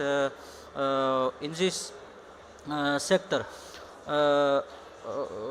And obviously, we are, as a strategic partner of and a neighbor country of Russia, we also have our good, I think, relations with them, with Russian companies, with Russian business, and we just our government keeps some neutrality and some own position according to UN decisions. Okay. You mentioned the presence of many international companies, such as, as far as Latin America, and I invested in Kazakhstan. Yeah. You and I talked about Sure. potential interest from Middle Eastern investors. Can you share with us some success stories of the last few years, of some case that maybe could be replicated by Saudi Arabia in the region? For example, Kazakhstan, it's historically it's a mining country. Yeah. Since 19th century, we mine a lot of metals and minerals. So, in that case, we provide all of these minerals international market, and number of big players, they work in Kazakhstan. I think they nowadays they develop their business in Kazakhstan. For example, Rio Tinto company, Glencore, Fortescue Metallurgical Group, and big holdings from Turkey, and the number of companies from Middle East also, from GCC. I think it gives more opportunity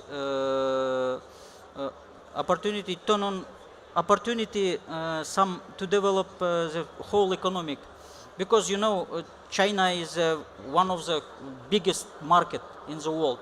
It's our neighbor country. we don't have any logistic problems with them.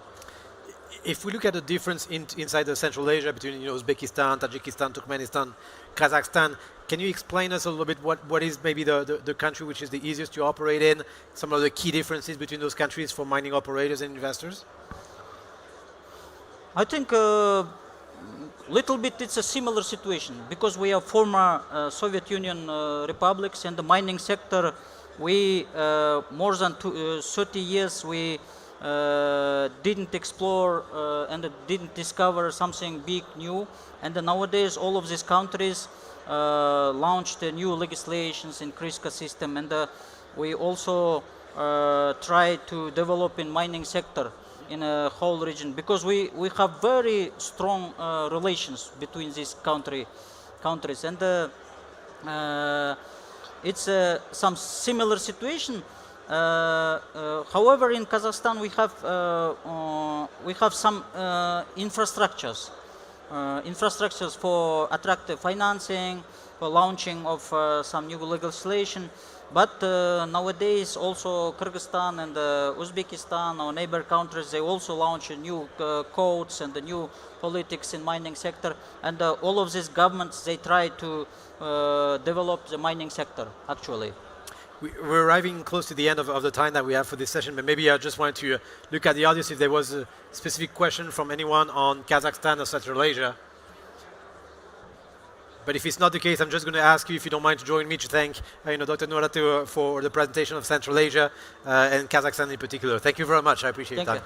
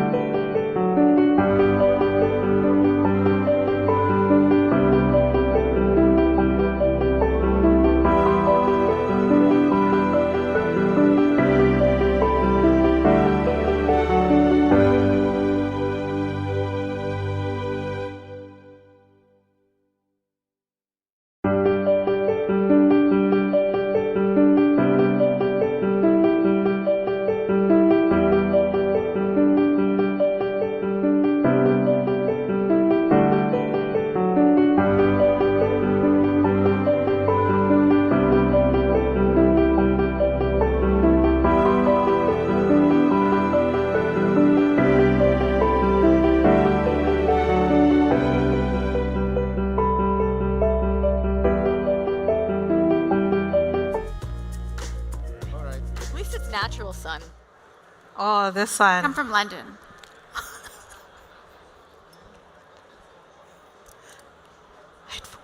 Wonderful.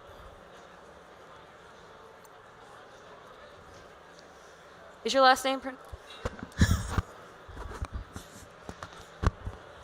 your last Van Dyke?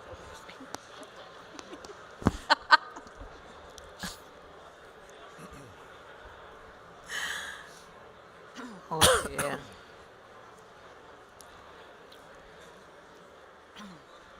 Run. Might as well kick off. Should we, or are we waiting? Yeah. Okay. Go for it. Oh. Thank you to everybody who's joined us. I want to take a moment and welcome you to this session. It's called Winning Hearts and Minds, Addressing the Mineral Sector's Image Problem. Today's session really reflects on the lessons that we've learned from the extractive industry on overhauling the industry's image. We know from the ICMM poll that the mining sector has the most negative image in the world. And as we race to critical minerals, one of the challenges we have is turning that around. So I'm going to introduce myself and then go into the panel. My name is Gracelyn Baskrin. I'm the Research Director and Senior Fellow for Energy Security and Climate Change at the Center for Strategic and International Studies in Washington, D.C. By way of background, I come from working in the mining sector for about the last decade. I was previously based in South Africa in the Platinum Belt, which has a very complicated legacy. I think some of us are quite familiar with that in terms of violence, conflict, divestment, and that vicious cycle that erupts from there. So we only have 30 minutes today, so I kind of want to get us started. So I'm just going to do a very quick overview of who we have on our panel today. They have very impressive backgrounds, but I'm going to go on the short one. To my left is Amanda Van Dyke. Amanda is the Managing Director of Arch Emerging Markets Partners. And then I have Dr. Patience Mpo. She's the CEO of Insight Mining Experts. And then next to her, I have Carol Cable, who's the partner and co-head of energy and resources at the Brunswick Group. After that, I have Richard Rothenberg, who's the CEO of Group AI. And then finally, certainly but not least, on my far left, I have Johnson Amolo. He's the General Manager of Africa Broadcasting Uganda Limited, which is a subsidiary of Aga Khan Development Network, where he works a lot on energy media services. So I want to start out actually by asking all of our panelists one question. I love doing this because everyone brings different experience in different countries, approaches on the industry to see how we can kick things off. So my first question is, social license to operate is regularly cited as the single biggest challenge facing the mining sector worldwide. And we've seen this in South Africa. Most recently, we've seen this in Panama. But really, wherever there's a country, the conflict between communities, workers, government, and mining firms is a real risk. What can firms do to strengthen their ability to not only secure their social license to operate, but also to maintain it? Amanda, we'll start with you. I'll sort of speak from my perspective, which is as an investor in sort of development stage mining companies. And when we're looking, social license to operate is probably one of the biggest risks to investing in the sector and maintaining that social license to operate. And what we look for is documented communication. Have they been communicating regularly? Do they have a real contract that considers the impact their project is going to have on the local community? Do they know? Have they cited everything that the local community finds important?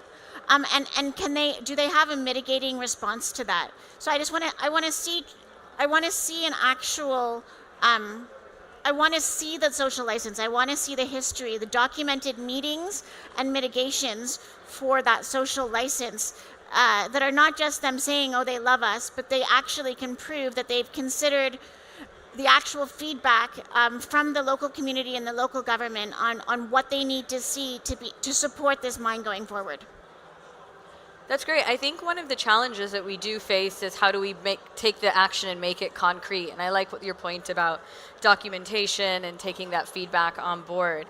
Patience, I'd like to take that question to you as well. And what role does communication play in that process of getting your license to operate and maintaining it. Okay. Thank you very much, Gracine, for this introduction.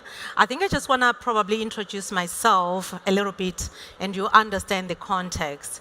So I'm a woman in STEM, and I've spent the past 20 years in the mining industry, predominantly in South Africa. I'm currently based in Australia. So what do I do? My company helps to solve sustainability, ESG issues, but also mining companies to adopt circular economy models. I've spent 25 years, and in my 25 years, I witnessed one incident that showed the importance of engaging your stakeholders. It was in 2012. I was working for a company. It's no longer existent. But we had a serious community unrest, and there were 42 employees that died during that time. And we saw how the company reputation can be damaged by just that incident. And one of the key learnings that came out of that incident was effective communication, effective engagement with your communities, with your stakeholders. And without effective stakeholder engagement strategies and execution, you can easily lose the heart and the minds of your stakeholders.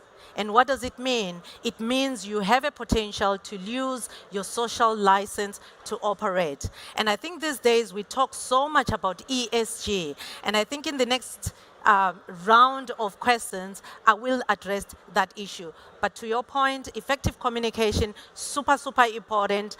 And being transparent can close the gap of trust between the company and the various stakeholders. Thank you. Patience, I think that I liked your example of South Africa is fascinating because that happened 11 years ago, and that was my entry point into the mining sector, is that region. And over a decade on, I mean, we can't cross that legacy. The mining company is gone, but it's the elephant in every room, I feel, in that area, in the sector. So it's very hard to overcome that legacy as an observation. Carol, I'd like to take that question to you next. Again, how do we get the license to operate? What role does communication play?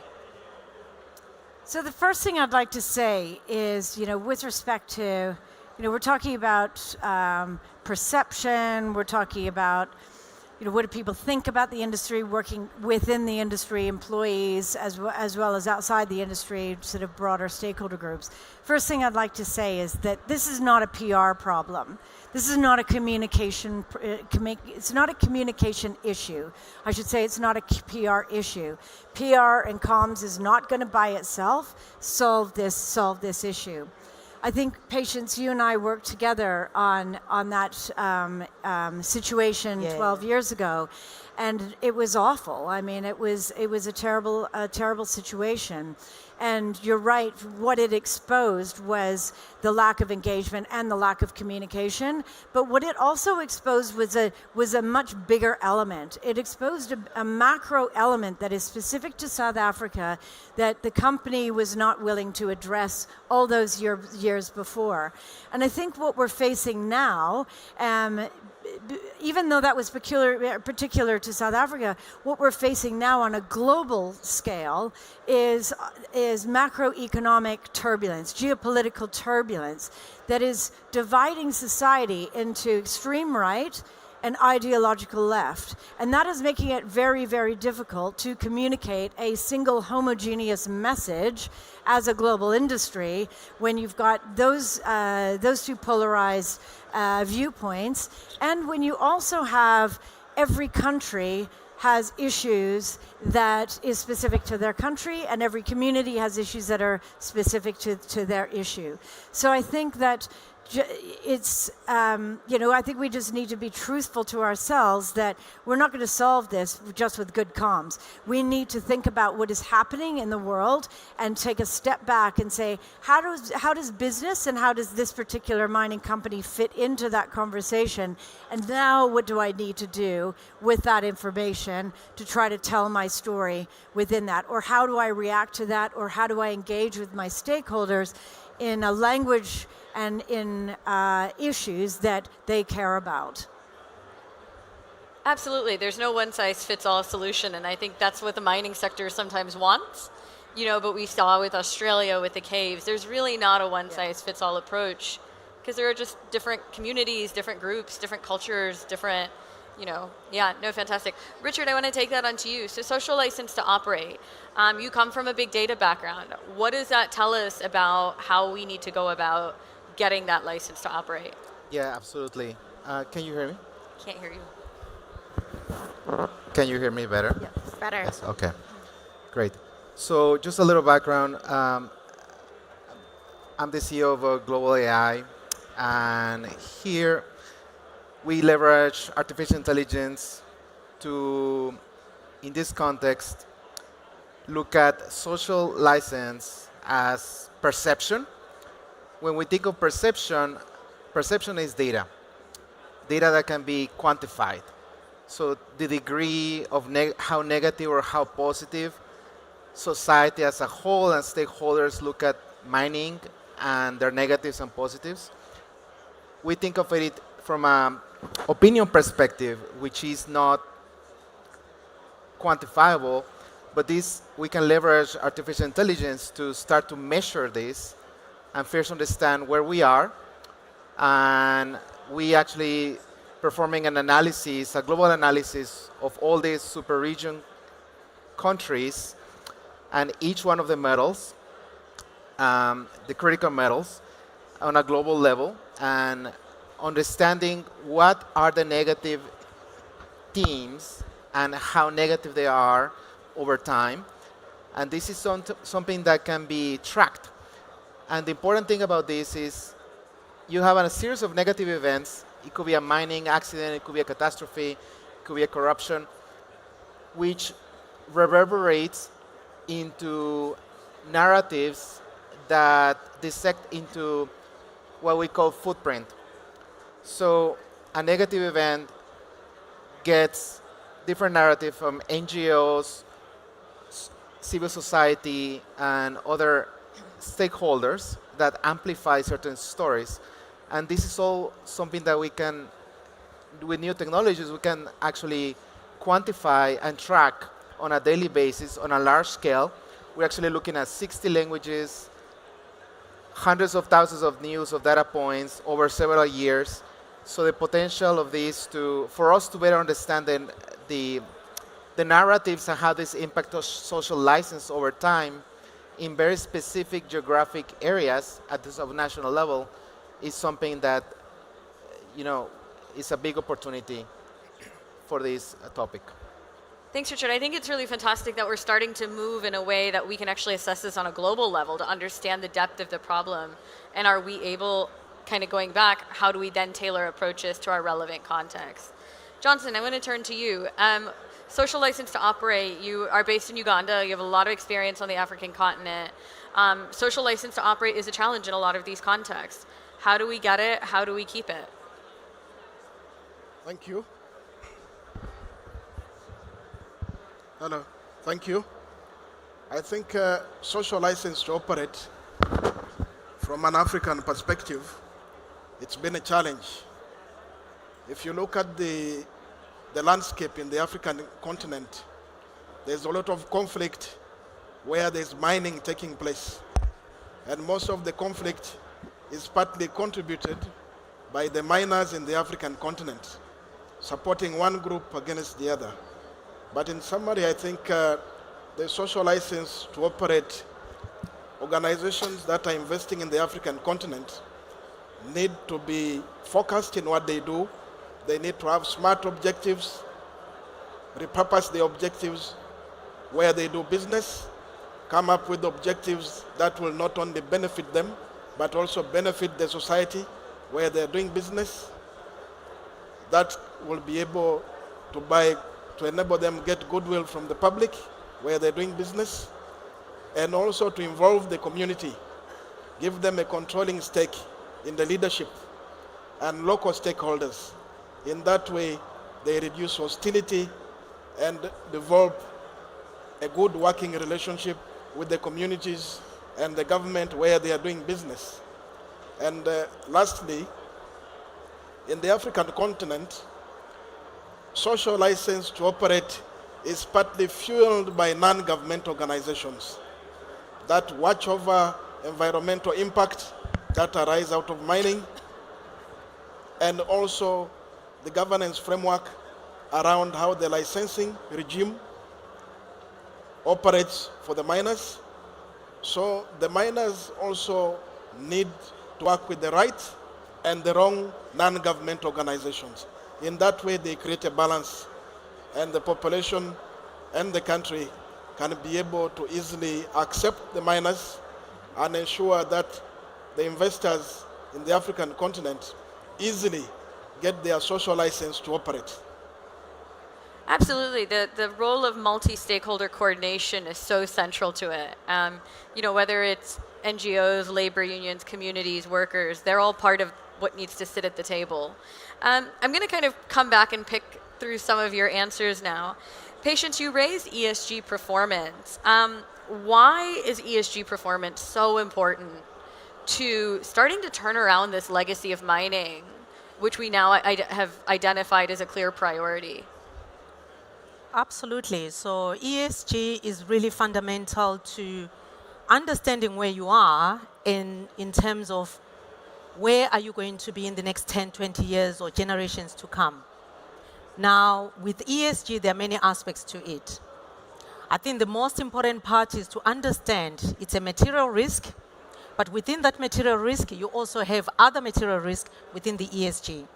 I think Ernst & Young has published a report in terms of what the top 10 material risks are within the ESG.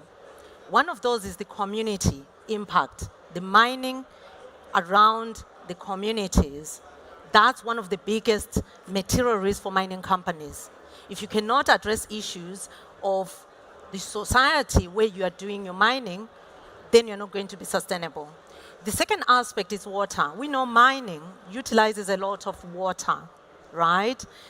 If I'm sitting in the community and I don't have water, clean water, and the mining industry has got lots of water and it's dumping the tailings into the tailings dam, and there's a lot of water that's trapped in these tailings, how do you think it will make me feel? Of course, disgruntled, right? This is where you start getting issues coming up, right? So that's one of the most important things in terms of water. The third aspect, which was actually picked, is obviously energy, which is the decarbonization, climate change. Those are some of the risks which have been identified within the ESG itself.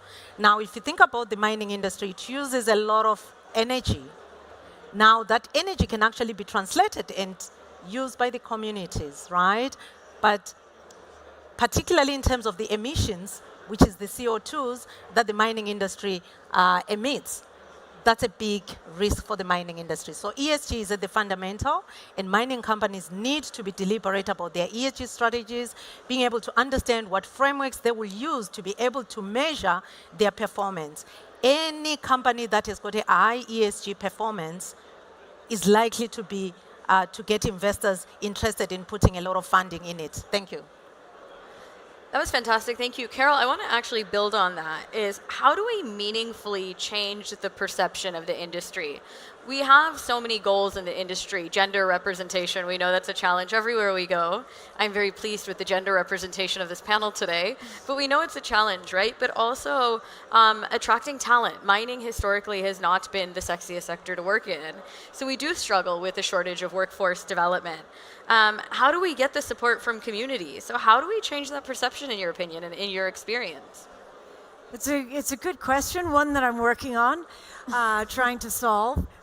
It's because it's a really big question. It's how do you attract new talent in? How do you keep the talent that's already there? And how do you get buy-in from your communities and real engagement with your communities? I would say that communications is what I do. So what we're talking to our clients about is flipping that communications on its head. Don't go into your communities and don't go into your employees and don't go into your prospective employees and just say, by the way, we're so great, and if it weren't for us, you wouldn't have a mobile phone. That just doesn't fly. No one believes it. No one cares, and it's just, threatening words is not a way to attract and retain anybody. So what we're doing is, and this is a point that I think everybody on the panel has made, data is so vitally important. It should not be up to any of us just to guess what communities might think or to tell them what they should like and they should care about. Use data to inform every single thing that you do.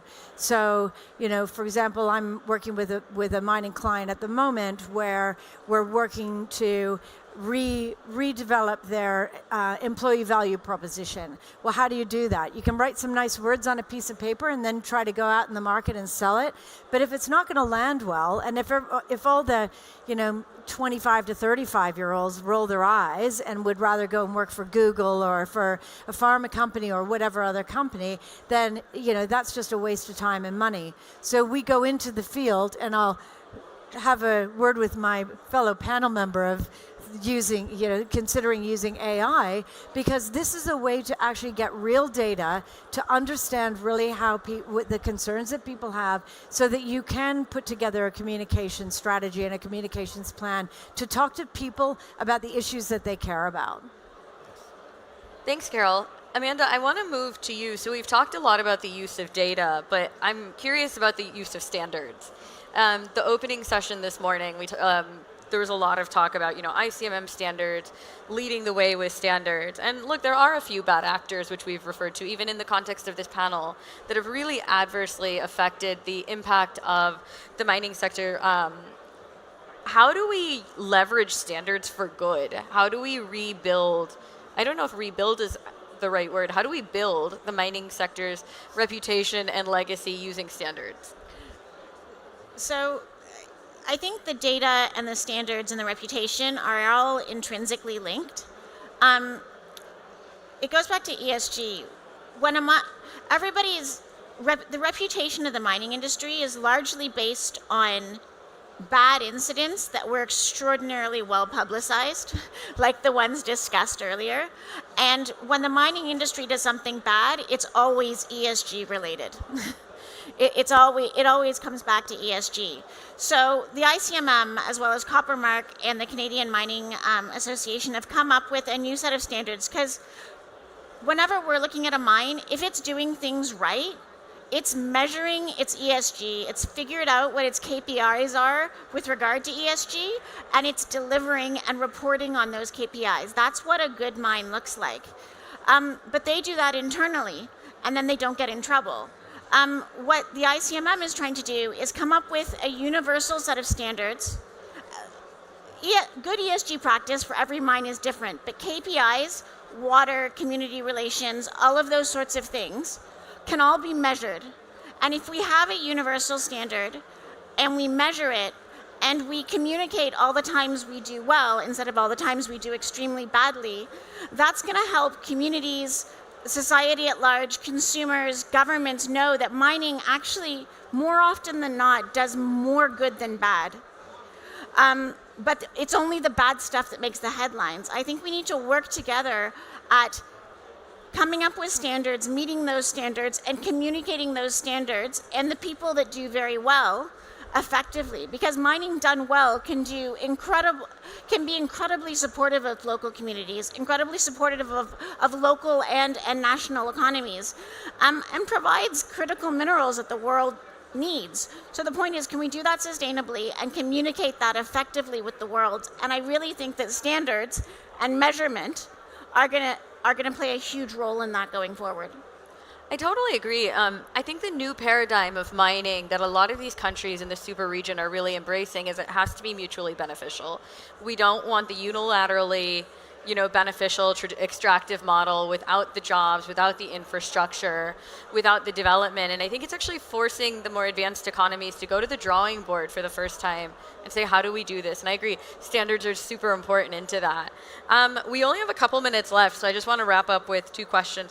Johnson, you come from a different perspective, which I really appreciate. And we were talking earlier, some mining company, a lot of criticism is dished out in the sector. Some of it is fair, some of it is unfair. What is your take on the fairness of the criticism in terms of the legacy of mining and the way the sector is performing? Well, I think the criticism is fair. If you look at the licensing regime for these miners in the African continent, successive regimes that come up in Africa always review the licenses because they believe that the licensing framework was wrong, either in terms of revenue share or either in terms of mining concessions, the fees, license fees that have been paid by these investors. So the criticism, I would sum it up as being fair, because in most cases, you will either have low wages being paid to the mine workers, you will have social protection is very poor for the mine workers, infrastructure around the mining areas is also poor. Then you'll find in general the economic activities within the mining areas are low because the miners do not pay what the locals believe is a fair share of what they should be investing in those communities. Absolutely. And I think that's a great point, is that kind of discord is at the heart of the challenges that we face.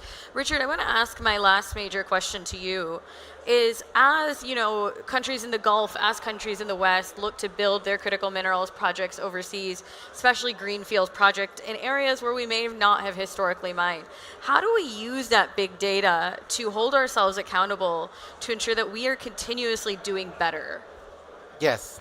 So we detected some interesting opportunities after working with some of the biggest AI projects we've done at the United Nations and working with some of the world's largest institutional investors, is that we identify that a lot of the legacy for mining comes from a narrow perspective on very specific issues of the old ESG.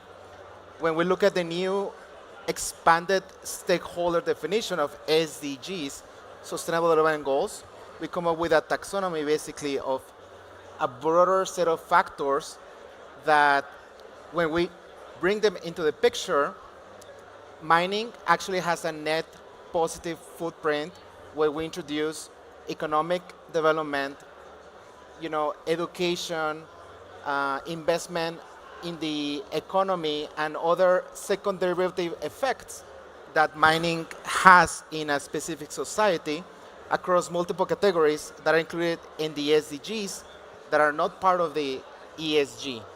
So this narrative, expanded narrative, can potentially bring a tangible change in the global mining narrative, and AI can be used to quantify over time how this narrative changes at a very granular level at each metal category and country, and that's a big opportunity. Can I just add one last thing, just to pick up on that point? So, quite a few of the companies that are our clients and that we advise are are thinking about, and this goes to the show, not just tell. How do you have that conversation, and how do you show your investors and your broader stakeholders? And it starts with the capital allocation framework. How we all know how mining companies allocate capital to get a financial return. But what companies are doing now, and what we're advising companies to do, is to show that how they allocate capital to get a social return, so that you're showing real social impact on the ground, and so that there's a clear, transparent way where you can see where the money goes and how the decisions are made to deploy capital for an expansion, for example, or a new mine development, or a new tailings dam, and how were societal and environmental decisions how were they made, and how do you place a value on that and a return on that? And I think that level of transparency is kind of where we're getting to. Thank you. So I just want to close on one point. The name of this panel was Winning Hearts and Changing Minds. But I think to me, one of the most central parts of this is that, ESG and social license to operate and doing good were once often seen as a nice to have in the mining sector. But we really see them now as a must have. You cannot commercially operate a mine anymore without this being at the center of your business model. And that's, I think, really a shift we've seen in the last decade or so. So it's a really exciting exciting time because it's not just like the be good, feel good in a way. Now it's saying, you know what, this has to be part of your commercial model. And I just want to wrap up by saying I think we touched on some really interesting points today. The role of ESG and actually getting it right and being accountable to it, not just paying that lip service. Setting standards, using standards, measuring standards in a way that we can use across the board. Data, making sure these things are data driven because data also holds us accountable for our future behavior. And then a big one also is really having meaningful multi-stakeholder consultations rather than historically sometimes what we do is like we heard you or we told you, but making sure voices are at that table. And I think this is really the heart of turning the sector around, and I'm really excited. All of you are doing phenomenal work. So thank you, and I look forward to seeing what you're going to continue to do. Thank you. Thank you.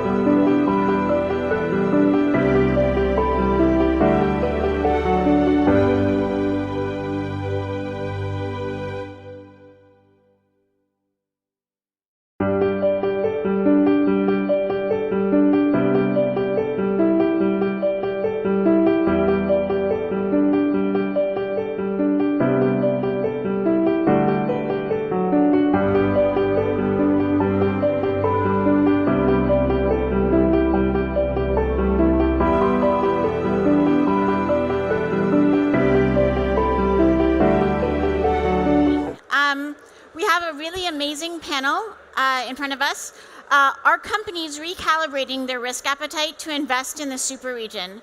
And what we have is a panel full of really incredible investors in the mining sector to discuss this. I'm going to let each of them introduce themselves and sort of what they do and how they invest in the sector. And then we'll start diving into what the risks in the sector are from their perspectives. So starting with Chris.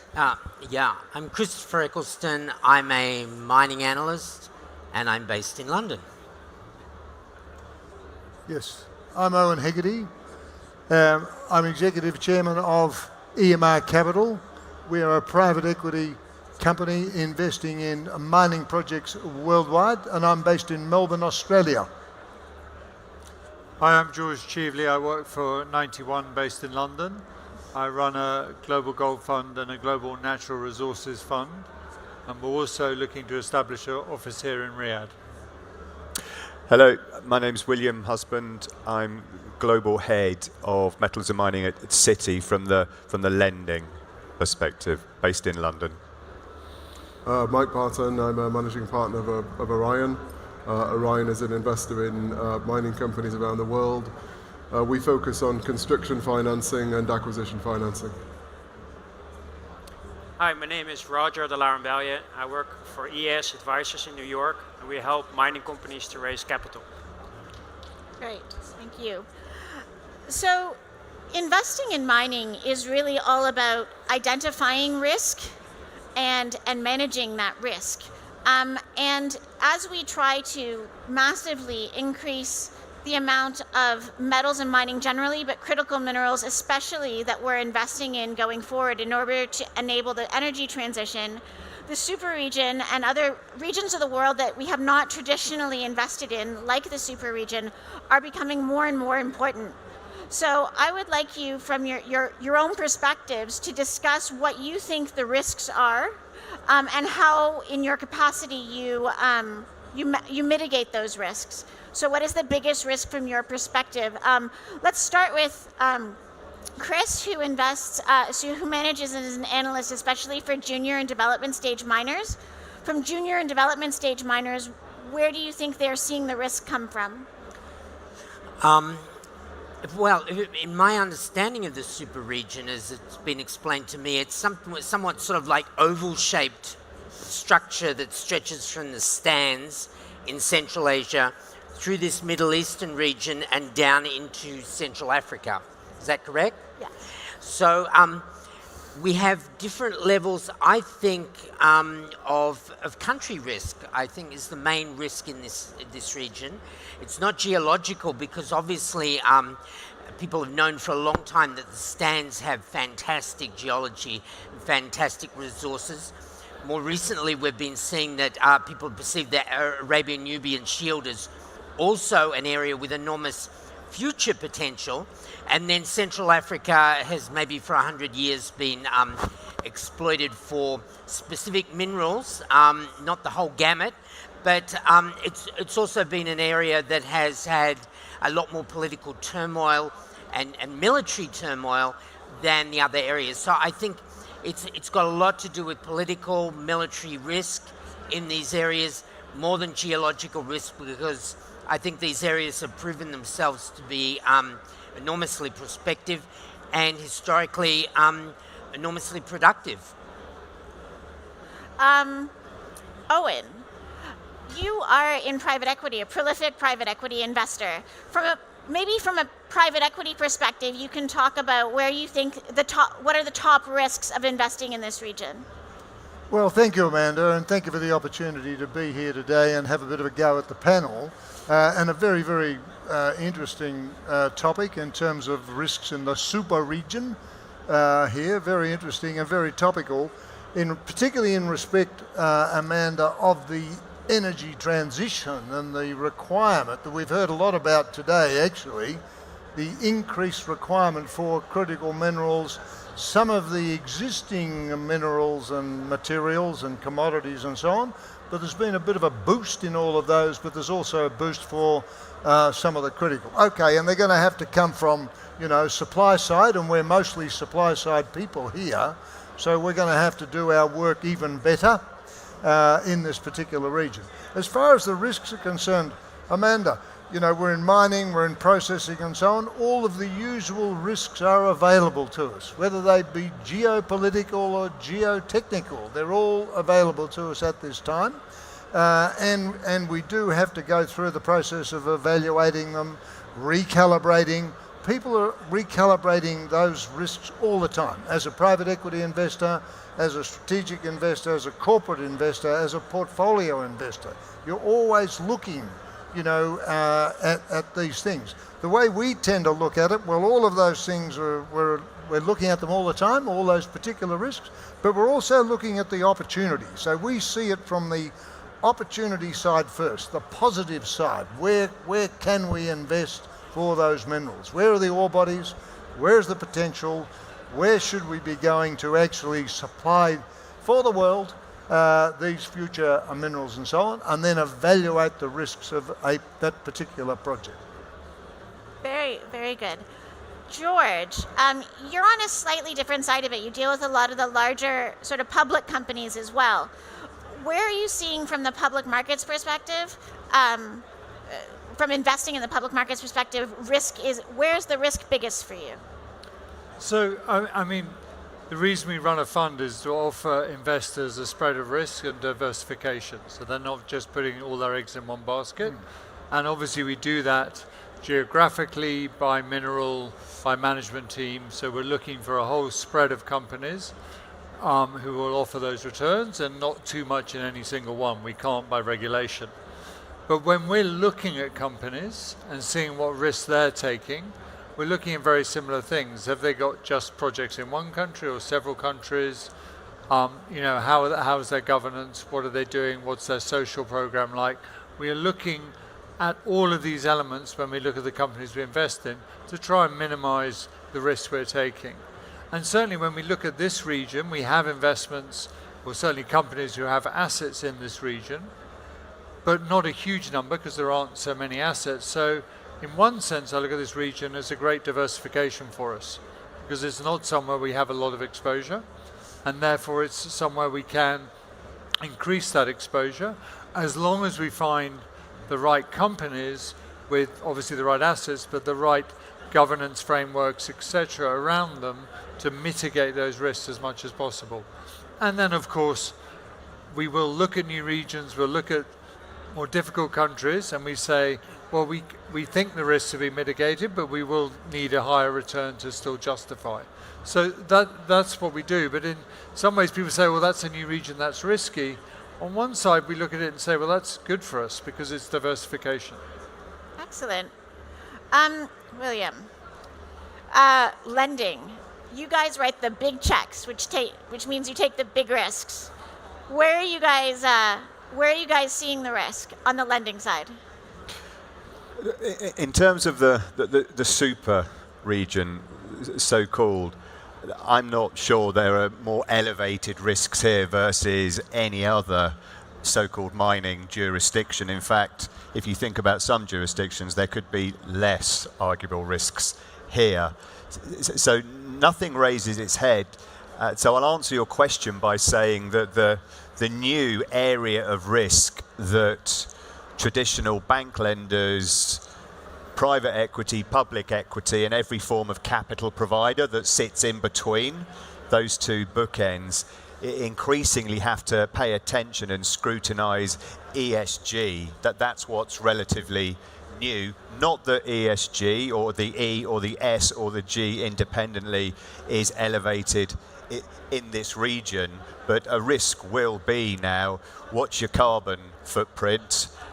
Where you operate your mines or processes, what's your relationship with your local communities, what are you investing in there? But that's not specific regionally, that's just a new lens through which capital to mining is looked through. Excellent. Mike, Orion is exposed to just about every part of the investing cycle when it comes to what I would say the execution risk on developing and building mines, which is potentially the riskiest part of the mining cycle in my view. How do you, when it comes to execution in the region, where are you guys looking at risk? I mean, I think the first thing I'd say is risk across the super region is not homogenous. It's a very varied region. So we really look at it on both a case-by-case basis and as the overall portfolio. So on a case-by-case basis, we do a risk assessment of every single project individually and look at all aspects of risk. We don't focus on geopolitical risk in isolation. We're looking at geopolitical risk, we're looking at social risk, we're looking at governance risk, we're looking at environmental risk, execution risk, project quality, and we have all of this in a fairly dynamic risk model. And so we're assessing these individually. The way we look at an individual project is that will then spit out effectively a risk score, and that will determine the return that we expect to make on that particular project. We're then aggregating that into a broader portfolio and trying to understand how that fits in with the overall exposure we have, both in its aggregate, in that we don't want lots and lots of overall investments that are particularly risky. We want a blend of risk. And then individually, across those kind of types of risk. So we don't want a concentration of expropriation risk, for example. We can maybe take one piece of expropriation risk and mitigate that as well as possible. But even across the super region, there's a huge variety of risks in those countries involved. And I think what we focus on more than actually once we've assessed the risk is how one mitigates the risk. Because I think that's actually the more important thing. There's always risk out there. There wouldn't be returns were there not risk without being fairly obvious. So what we're trying to do is we're trying to identify those risks very specifically so we can put in place mitigants for those risks as best as possible. If you ask me a slightly different question, which is what's the risk that it's perhaps most difficult to mitigate across all those that I've mentioned, probably the social risk. Social risk is very, very subjective, firstly, and it's very, very challenging to mitigate social risk other than through good execution. Whereas many of the other risks that we encounter, we can actually put in place either structurally or through controls, good mitigants for those risks. Yes. Going into social risk and sort of other parts of it, Roger represents a lot of companies, especially from North America, that are investing globally in the mining sector and now slowly investing in the super region. I think from your perspective, what do you see investors seeing as the perceived risk in this particular region? Because it is a new region for investment in the mining sector. And what is the perception out there, in your opinion, from your investors' perspective into this region? I think from an investor perspective, and a lot of the investors in the mining sector coming from either Canada, the United States, or Australia, initially the risk is the risk which they don't know. They're just not very familiar with the region and what type of risk there are here. So initially they need to get familiar with the local dynamics which you see in this region. But I think some of the risks they have identified is that the change which countries make when they develop their mining sector. Certain countries in Africa have required local processing in these type of countries, which can be a game changer, because a lot of these countries are convinced that they are very good in local production, but developing processing in each country is quite a risky business. And I think the second element they have identified is, even if the opportunity is great, how do I get out? There are not that many of these fairly large, diversified type of mining companies just yet here established with enough liquidity on the stock market to exit at the right time when value has been created.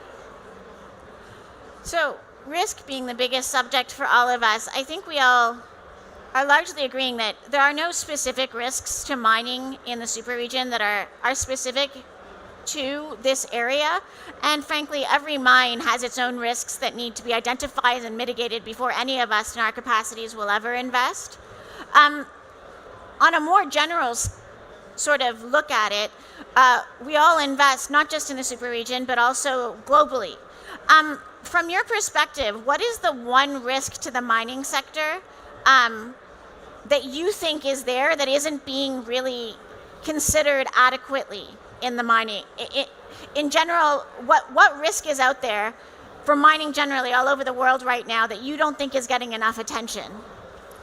maybe we'll go the other way. So Roger, I'll put the spotlight back on you to answer first. Yeah, from my perspective, I think it's the lack of capital.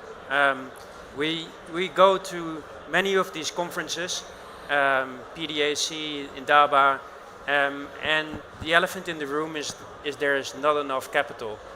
From a private side, you see a few gentlemen here which have been successfully raised capital to invest privately, but that's only maybe two handful type of fairly large type of investors. The public markets, they don't necessarily invest in mining, not because it's risky, because the mining companies are too small. So they start only investing in these companies when they reach market caps of $500 million. So the whole junior mining space is screaming for funds,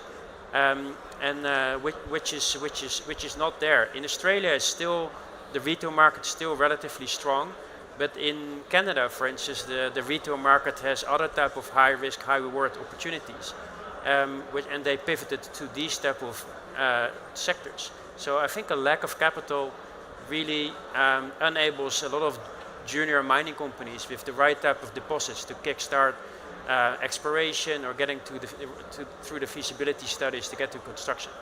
Excellent. Mike? Yeah, I was going to actually say exactly the same as Roger. in that the sort of the risk that no one really talks about, particularly when we think about energy transition, is we require such investment in mines and infrastructure, but in mines in particular, to provide these new sources of metal. But the biggest impediment to that is going to be the available capital. And at the moment, we don't have the right level of incentive prices to get people, particularly generalists, into the equity markets in particular to run back in. So it's a real problem. Oddly, in this, when we focus back on the super region, we've got a slightly different problem in that we're in the one area here in Saudi at least, and maybe the Middle East in general, where actually there is available capital. But if you talk about the super region more broadly, and we're including East Africa and we're going into Central Asia, to Rogier's point, you can't fund in this market. It's very, very challenging to fund East African projects or to fund Central Asian projects. Here is the one place perhaps in the world, plus Australia, where there is availability of funding in theory. Here we have a lack, as of today, of executable projects. But that will change. You know, that's clearly going to come in due course as Saudi in particular, continues that domestic investment into the sector. But aside from Saudi, there's just a lack of capital. Yeah, I remember reading Tesla's Plan 3, and I think they estimated we need by the end of the decade, we need 500 billion in new projects, invested in new projects, and 800 billion in the processing of the minerals from those projects just by the end of the decade, not to mention by 2050.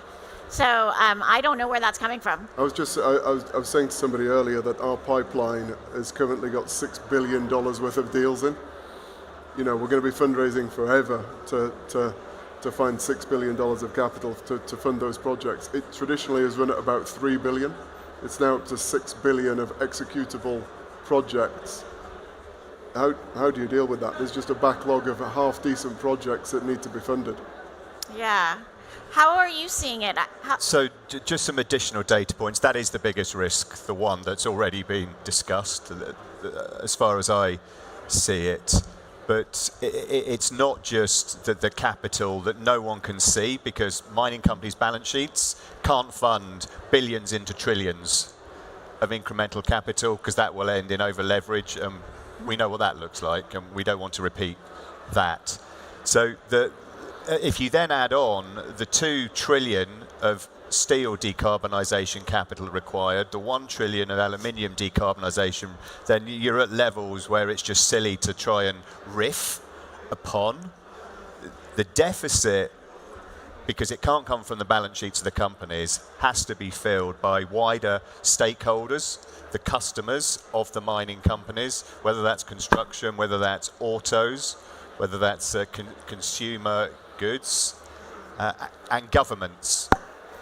And even that won't bridge the trillions of dollars. And the way you pose the question is interesting. So none of that's really priced in to publicly listed. George will argue with me on that. But none of that's really priced in currently.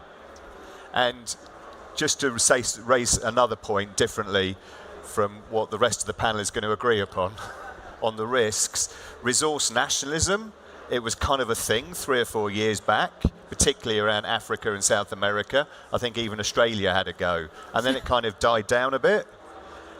That's roared back onto the agenda of everyone, given we don't need to name names, what's going on in that geography between North and South America. So it's suddenly, okay, that's happened there. It's really happened. It confounded everyone. Is there copycat going on? And if there is, how the hell would you start to mitigate that? I can concur. Capital has got a lot of customers right now, and I'm not sure where resource nationalism is concerned that anyone, like, in a place where there's a real fight for capital, I think anywhere with risk of resource nationalism is going to be finding it very, very difficult to get the investment required to develop their industries. George, public markets, they aren't valued anywhere near. Look, I think the question is, why is that capital so reluctant? And I think actually, if you look behind, and we see it in public markets, is we're priced daily, our funds. People are looking at, shorter term returns, and it's always been the case for the last 20 years I've been running funds. We're talking to people looking at quarterly annual returns, and we're investing in companies looking at projects 5, 10, 20 years or more. I think that's getting worse. And why? It's because now we're in a growth area, an exciting area, and what we're seeing is a lot of technology coming in. And in some ways that makes it worse, because people are saying, well, it's going to take you 5, 10 years to really build this mine. And I'm not sure whether that material is going to be required or what amount will be required in 5 years, because I read articles every other day about people changing materials and whatever. So I'm not really quite sure, do you really know that that's going to be required? And that's a major problem, because we're going to require something, but just people aren't quite sure how much and what. The truth is we probably will need it all. But that's why I see the problem at the moment. People are just like, this is really exciting, but there's so much happening and so much changing. How can you commit capital for 10 years when I don't know what's going to happen in the next 10 years, because it's all speeding up? And so maybe you have to say, as a miner, you have to work out ways of speeding that up, doing smaller, faster, rather than the massive mega project open pit. You have to shorten the development time and the returns, because otherwise investors just cannot cope with that. Yeah, I mean, the timing to build a mine, I think, has doubled from what it was 10 or 15 years ago. You are invested in many of these mines whose timing is blown out. Where, in terms of identifying that risk on the private equity scale, what's keeping you up at night, Owen? Look, I think it's fair to say that the opportunity set is vast out there in this super region. No worries about that. I think we're all buying into that, going out over the next multiple decades, actually. We've got that coming at us. Humps and bumps along the way. We've always had them, and we always will have them. The opportunity is terrific. So what keeps you up at night? What do you really, really need? What must you have? You must have access to people. You must have access to capital. You must have access to land. Access to capital, plenty of capital up here. Plenty of capital available. There's always capital available for the good projects. In terms of access to land, more and more people, and particularly in this region, actually understand that the world does need more materials to satisfy the demand.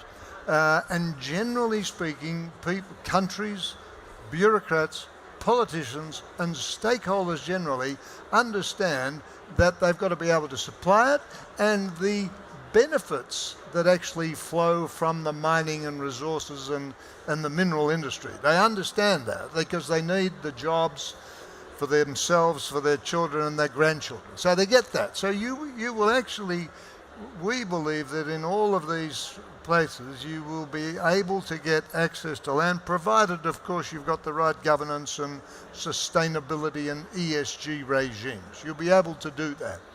In terms of the access to people and the skills and labour, this is definitely keeping us up at night. You know, we're operating in Australia, very, very competitive out there.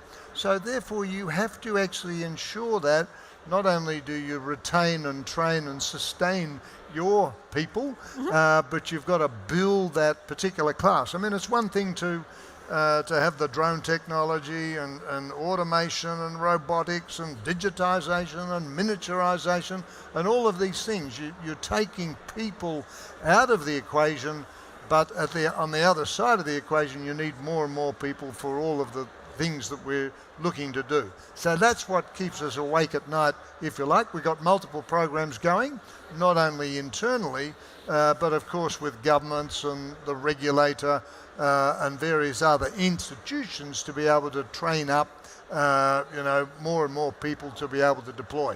All right, I'm getting the signal that we need to move quite quickly. So last one, and fairly quick, if you don't mind, Chris. I'm sorry. What do you think juniors are seeing as the major risk? I think expropriation is a risk. When come back to the super region, we have at the northern end the stands.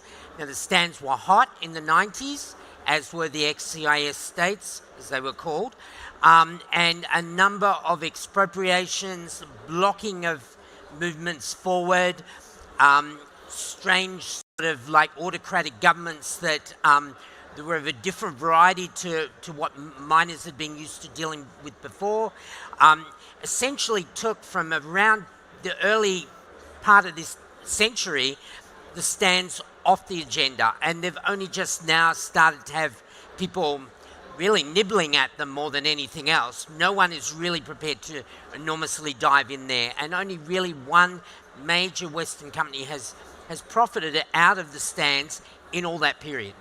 Then at the other end of the super region, we have Central Africa, where we have the DRC, and the DRC now seems to be receptive again to Western miners coming in. But as we've seen, some of these projects have been developed by very big Western miners, and then they've had them taken away from them, or found themselves blocked, or had some sort of gun against their head that has forced the sale of the assets.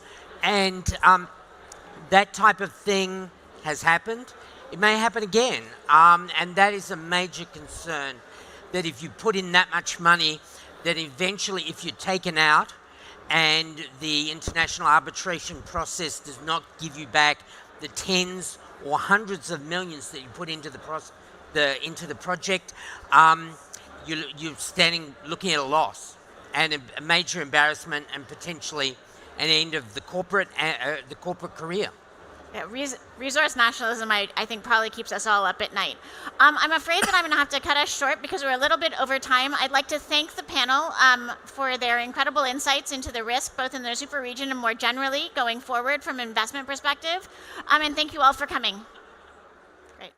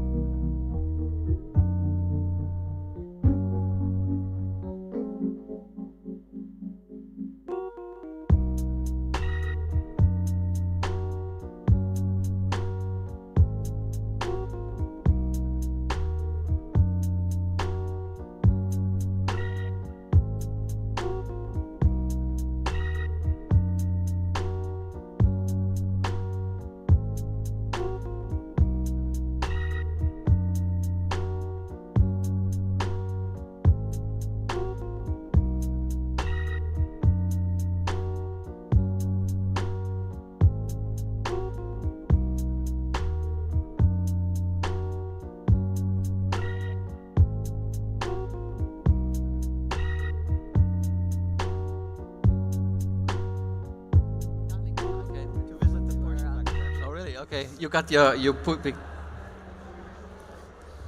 it up there. Can you hear me? Yeah. Number 9. Test. Number 9. Yeah, test. Mic check. Ready? Okay. All right. Welcome. This is session number 5. And it has a title, Technology Deep Dive, Transformative Technologies that will reshape the critical minerals industry. My name is Donald Sadoway, Professor Emeritus at MIT, and I'm really pleased to present this fantastic panel of 6 specialists. The breadth here is really uncommon. What you've heard before today is very narrow, monochromatic. This is in full color. These people are very knowledgeable. So the format of this is each speaker will have 3 minutes to say whatever they want. They will announce who their names are, and so, of course, but then they have 3 minutes. And if they go over 3 minutes, then I will stand and look sternly at them to humiliate them. So I know they're going to finish. And then, after everybody's had a chance to speak, then I will ask for interactions between the members of the panel. So, as I said, this is very wide-ranging. We have tough tech, and then we have software, control, analytics. So you have the whole spectrum. So please enjoy this. I hope you enjoy it as much as I know I will. Okay, let's get started with Katase-san. Thank you, Don. So my name is Hirofumi Katase.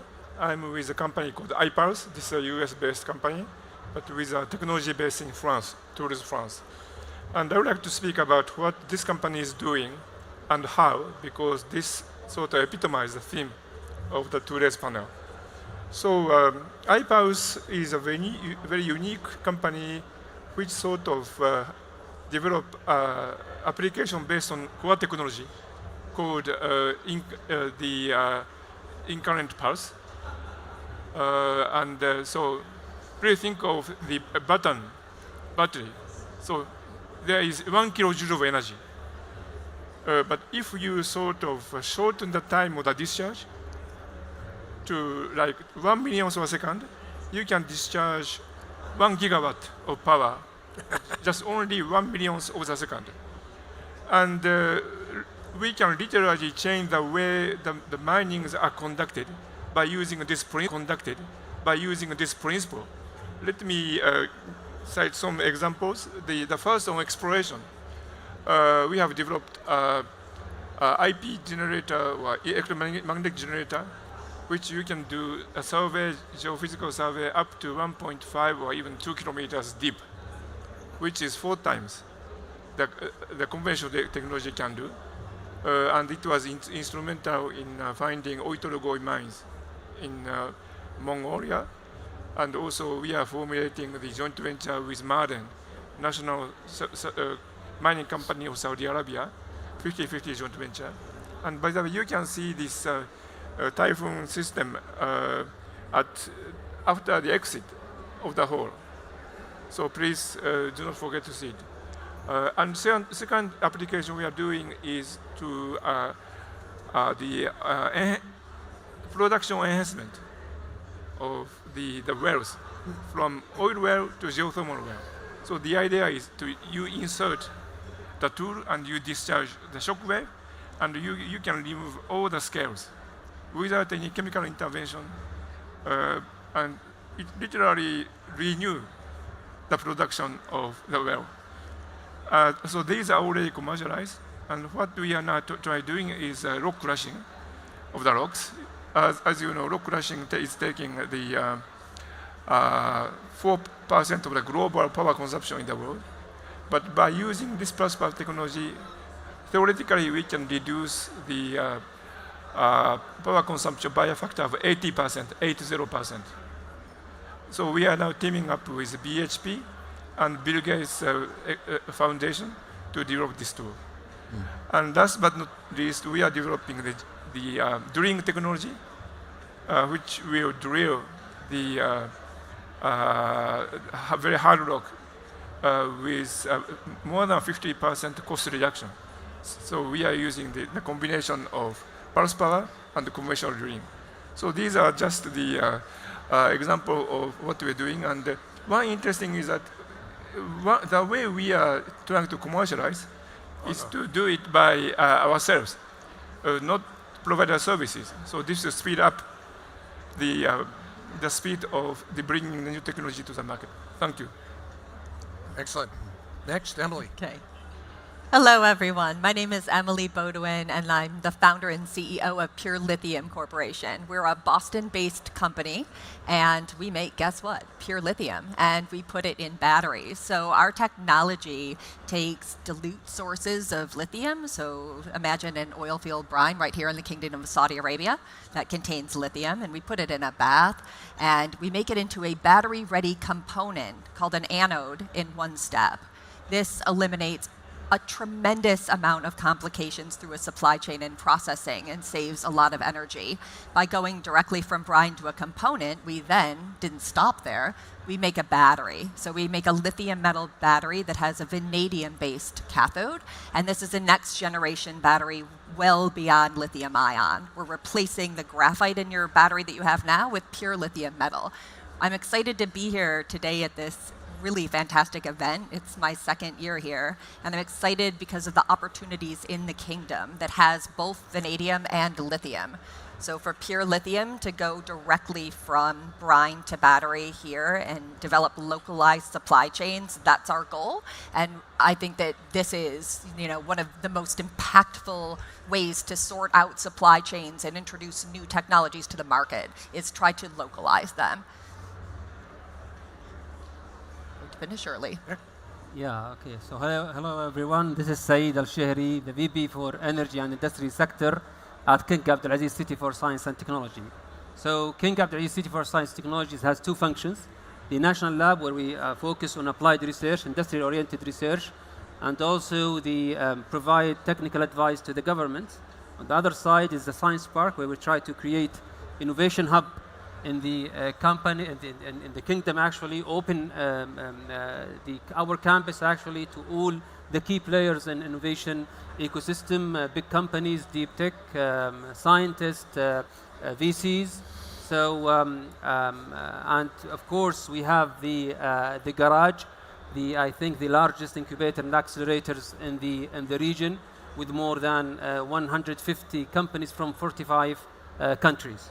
So when it comes to mining, actually, KAICC, we focus on all the value chain from exploration. We are trying to inject digital-related technologies, actually, to enhance the level of confidence, integrate the remote sensing with the AI and other technologies, and also the advanced analytics and other digital-related technologies to get better decision-making and also optimized allocated or mineral resources allocation.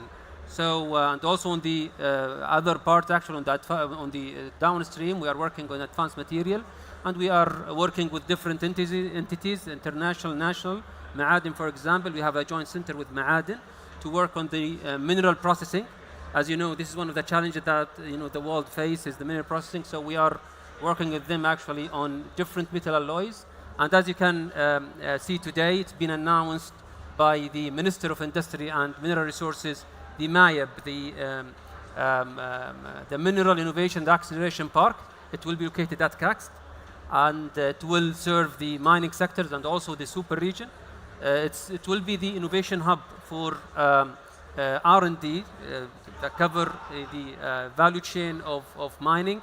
And again, we integrate the material labs with the mining 4.0 technologies, with the AI and other emerging technologies.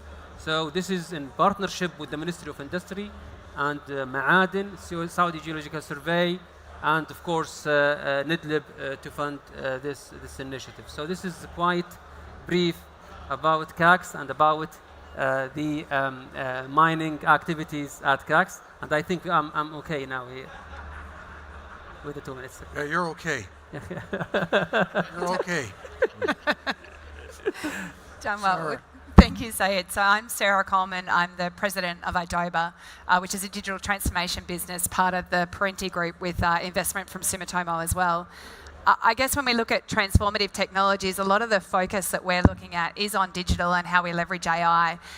And particularly as we start to transition operations from traditionally being focused on cost and volume and a little bit around quality, and a lot of our systems and processes and digital systems have been set up to look at how we optimise an operation for cost and volume. As we start to move into a world where ESG becomes so much more important, the levers for optimisation in an organisation increase substantially. So we go from optimising a business on cost, volume, quality, to cost, volume, quality, energy, emissions, water, social. And those levers for optimisation really do start to become too great for the human mind alone to be able to comprehend. So a lot of the work we're doing from a digital perspective is to start to look at how do we actually provide decision support to the humans actually doing the work, and how do we ensure that all the information we have is actually integrated, intelligent, but importantly it's distributed to the right decision makers.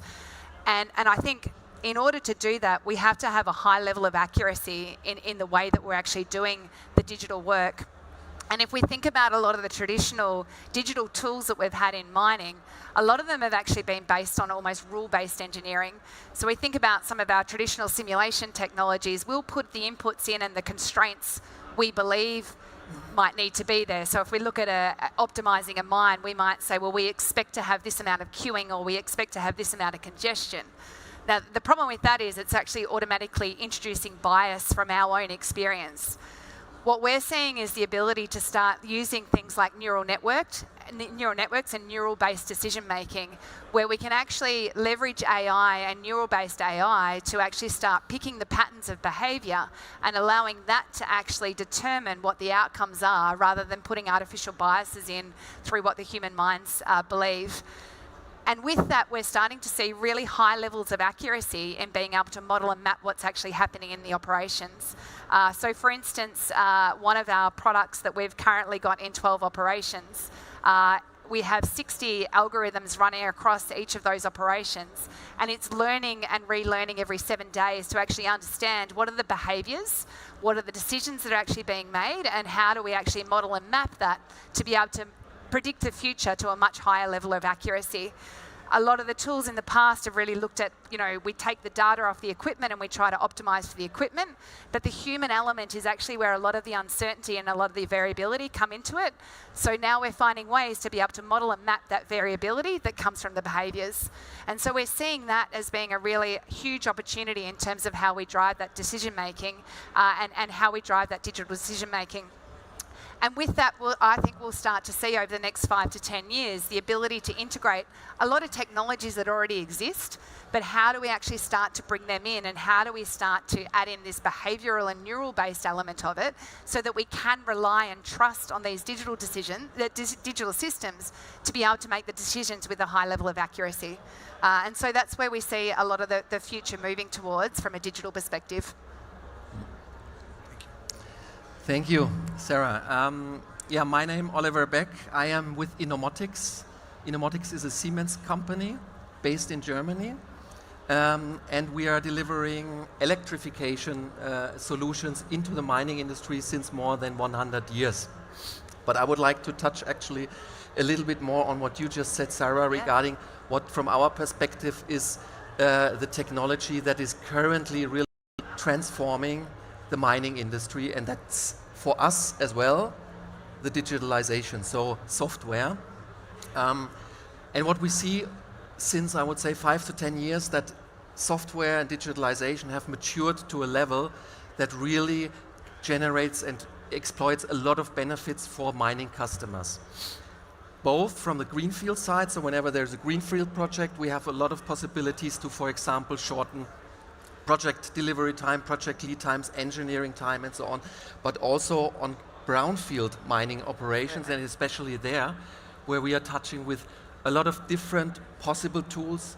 One of them you mentioned, for example, AI-assisted decision-making for operators, things like that, or also tools where we are looking into the process and trying to optimize the process with a target to increase the productivity, with a target to increase safety, and with a target to increase energy efficiency. And at the same time also, I mean, every mining operation is also very connected with a lot of risks at the same time to reduce risks.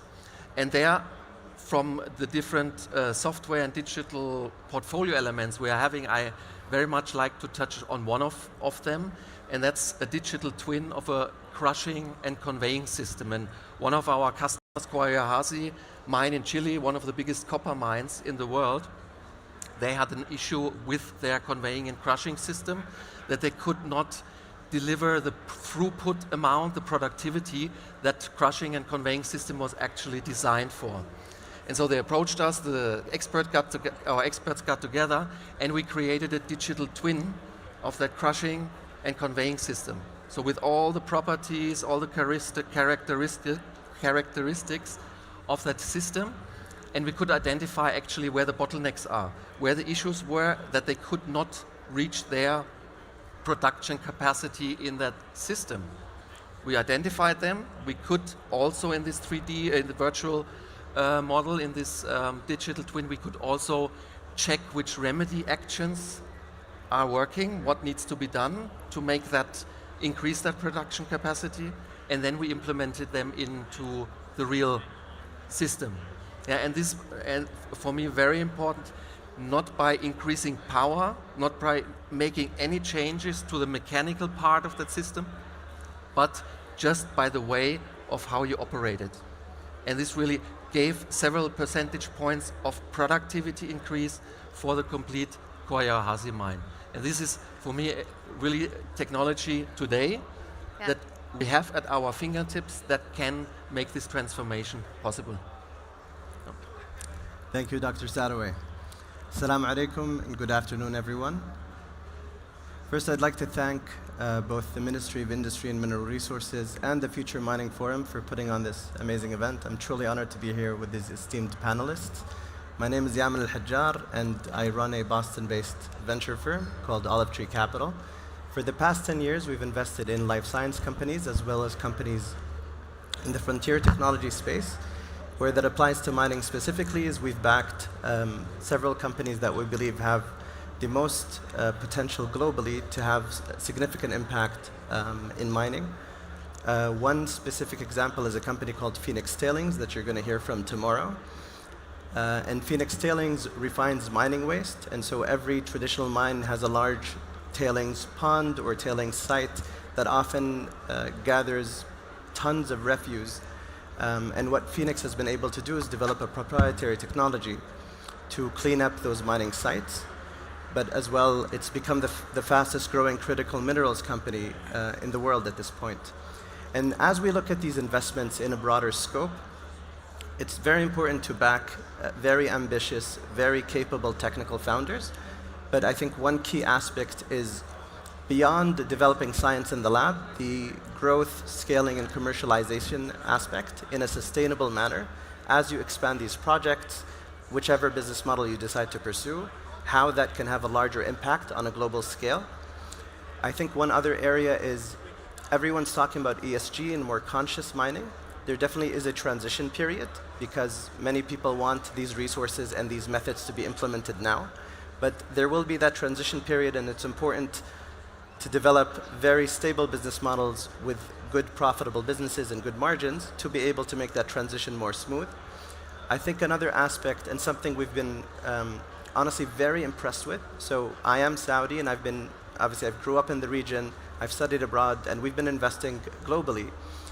But it's very refreshing to see on the ground the type of reception that the companies, and I think many of you have already felt this, in excitement and the level of coordination between both the public and private sector in wanting to enable the very best to come and develop this super region, specifically on critical minerals. And so Saudi Arabia, our history is obviously very well known in one specific resource, oil, but the potential in all the other industries adjacent to that, with mining as a core one, and how that can transcend today into a national champion like Sear Technologies trying to build an electric vehicle in Saudi, but there's many adjacent spaces that can come together. And I think even first-time visitors will sense this energy in the air.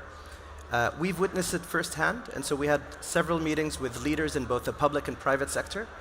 And again, as someone who's kind of transcended both worlds, spent a significant time abroad and come back, it was very refreshing to see, a regulator refer us to a private sector player, to then refer us to one of the ministers, and then to another government body, all of which are very much motivated to replicate whatever success and really bring that technology in a structured and scalable way on the ground here in Saudi, to the extent that many players and many of the companies around you have many options around the world. There's many very strong areas to pursue mining. Others have certain deposits or different tax breaks and programs, whether that's in parts of Africa, Australia, around the world. But I've noticed this, and my colleagues have come back and said, we may actually want to redirect or re-strategize how we think. We will continue to do our work and grow and expand our technology or expand our platform, but Saudi seems like it's a very viable option to come because of that level of coordination and welcoming, which, again, I am a fairly outside party to witness, but very refreshing to see. And thank you again for allowing us to speak here, and back to you, Professor. Thank you. Okay, so we've gone through the entire range. I hope you've appreciated the breadth of the approaches to transformative technology. So these are 6 intelligent people here, and I want to give each of you the opportunity to make comments on what you've heard. So please, we have some time. I'm looking at my timekeeper. When he gives me a gesture, then I'm going to cut you off in mid-sentence. So please, who would like to make a comment? Emily. Yes. So I have a quick question for Katasi-san here. What potential use could your technology be for battery production? Perhaps cases or? You mean the time to production? Well, for the 2 technologies, this geophysical survey and the production, yes, it's already in the market. For the drilling, I think we'll be able to bring it to the market in 4 years from now. Yeah. That's fantastic. It's really impressive, the breadth of what your one technology is able to do. Yeah. Really interesting. Thank you. Anybody else? You have the questions? Everybody shy? Do you want to go to the audience? You have a microphone? Yes. Okay. If you change your mind, just make a gesture. But in the meantime, anybody in the audience would like to ask a question of these people? Raise hand. We will come with microphone. Oh, there's a hand. So you all have been obviously very, very successful in scaling up these innovative technologies. Can you tell a little bit of the story about your first customer adoption, or your first customer adoption, or the first time you really established that product market fit, and how did you demonstrate that to investors, to shareholders, et cetera?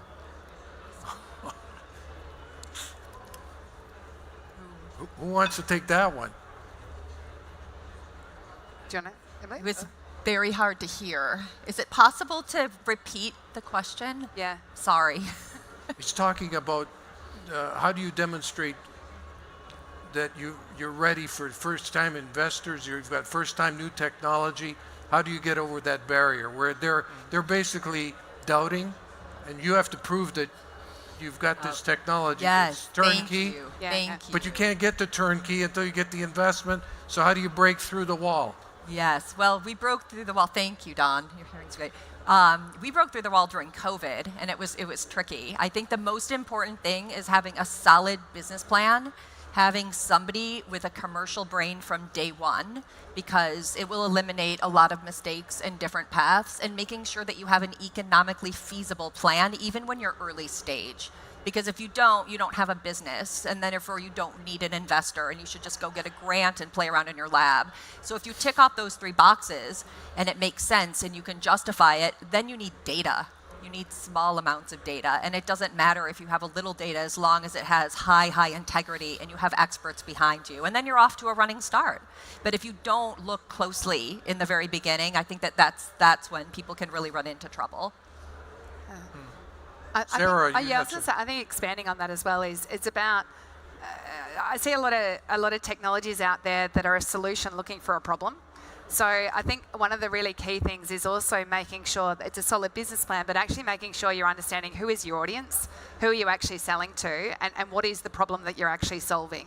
And actually really making sure you understand the human element of it as well. There's a lot of great technologies out there, but everybody wants to transform, but nobody wants to change. So how do you also make sure that you get that balance between understanding that you have a solution that is solving a problem, and that you actually understand how to take people on the journey as well. And I think it's really important, the operations, to make sure that you really nail those elements early as well, and that makes it a lot easier. Another question up here. Oh, there's more, but I saw this hand first. I'm sorry, that was the way it worked. Look at all these hands. What's the microphone? This one here. I have to make a decision, and it's cruel, I know. Not a problem. I hope everyone can hear me. We supply staff to the mining industry globally, and one thing that's come up at a number of these conferences is Mining 4.0. One thing that we're not seeing is companies investing in actually training and developing their staff for the 4.0 transition. What are you panelists proposing companies should be doing to ready the future generation? Because there's already universities already showing that people aren't interested in mining anymore. They want to do tech. They want to become social media influencers. So my question is how do we, as an industry, retain, maintain, develop the human element that we're talking about right now? I have a great idea. Let's take away everybody that doesn't want to invest in mining cell phones away and see how that works out for a couple hours. Okay, so Yaman. I think one thing to consider is something I saw on the front page of the newsletter for the FMF. So there are the typical people you expect to be there, Minister of Energy and Industry and Resources. When we talk about this morning, the Minister of Education is one of the strategic partners for the forum. And we were talking to one another and we said, where does he come in? And then we realized almost instantly the answer to your question is, if you're integrating higher education in these conferences at the planning level, then it can permeate that. But then there's programs like KAICC, Dr. Saeed was speaking about earlier. Those national labs will always need interns. Saudi has thousands of engineers being trained. Maybe that internship, you don't go to the blue chip, JP Morgan, Google, etc., typical track. Come and do research work as one of your internships, even at the freshman or sophomore year, to start planting those ideas for these futuristic industrial companies, whether mining or otherwise. And further that integration between industry and the ministry. Now, obviously, every country manages its education policy differently, but I think those kinds of programs, those kind of sponsorships, maybe even grants for PhD students, so they feel an affinity to want to actually build companies out of their research work, or just bring academia closer to the industry side, because they very much are siloed. People finish their degree and go find a job in mining. You should intervene way earlier, again, even at the very youngest level, because there are all these top engineering schools and chemical engineering programs, for example. And I think that's one way to bring them closer together. Good. And maybe to add to that, regarding how to attract talents and how to attract young people, I think, first of all, the mining industry is doing a lot already today to bring up the criticality, like here at FMF, of mining. And therefore, the visibility has risen a lot in order that also the new talents and young people are getting to it. Now, on the other side, there is a lot of activities, and I just pick one of them, attracting talents like women in mining. That might not be for you specifically, but I think this is a great example of how we can attract talents and also support diversity in mining, and where, especially also with digitalization, because this is also something I think that is very attractive for young people, that will therefore also, and this is we are supporting as well, where we are attracting young people and talents into the mining industry. Yeah. Thank you. So I see I'm getting a signal from our taskmaster. And so this is the typical presentation. It starts off slowly, you listen patiently, are there any questions, silence, and then it takes off. Now I see more hands wanting to get things, but we're out of time. So please join me in thanking all of these fantastic panelists. Thank you.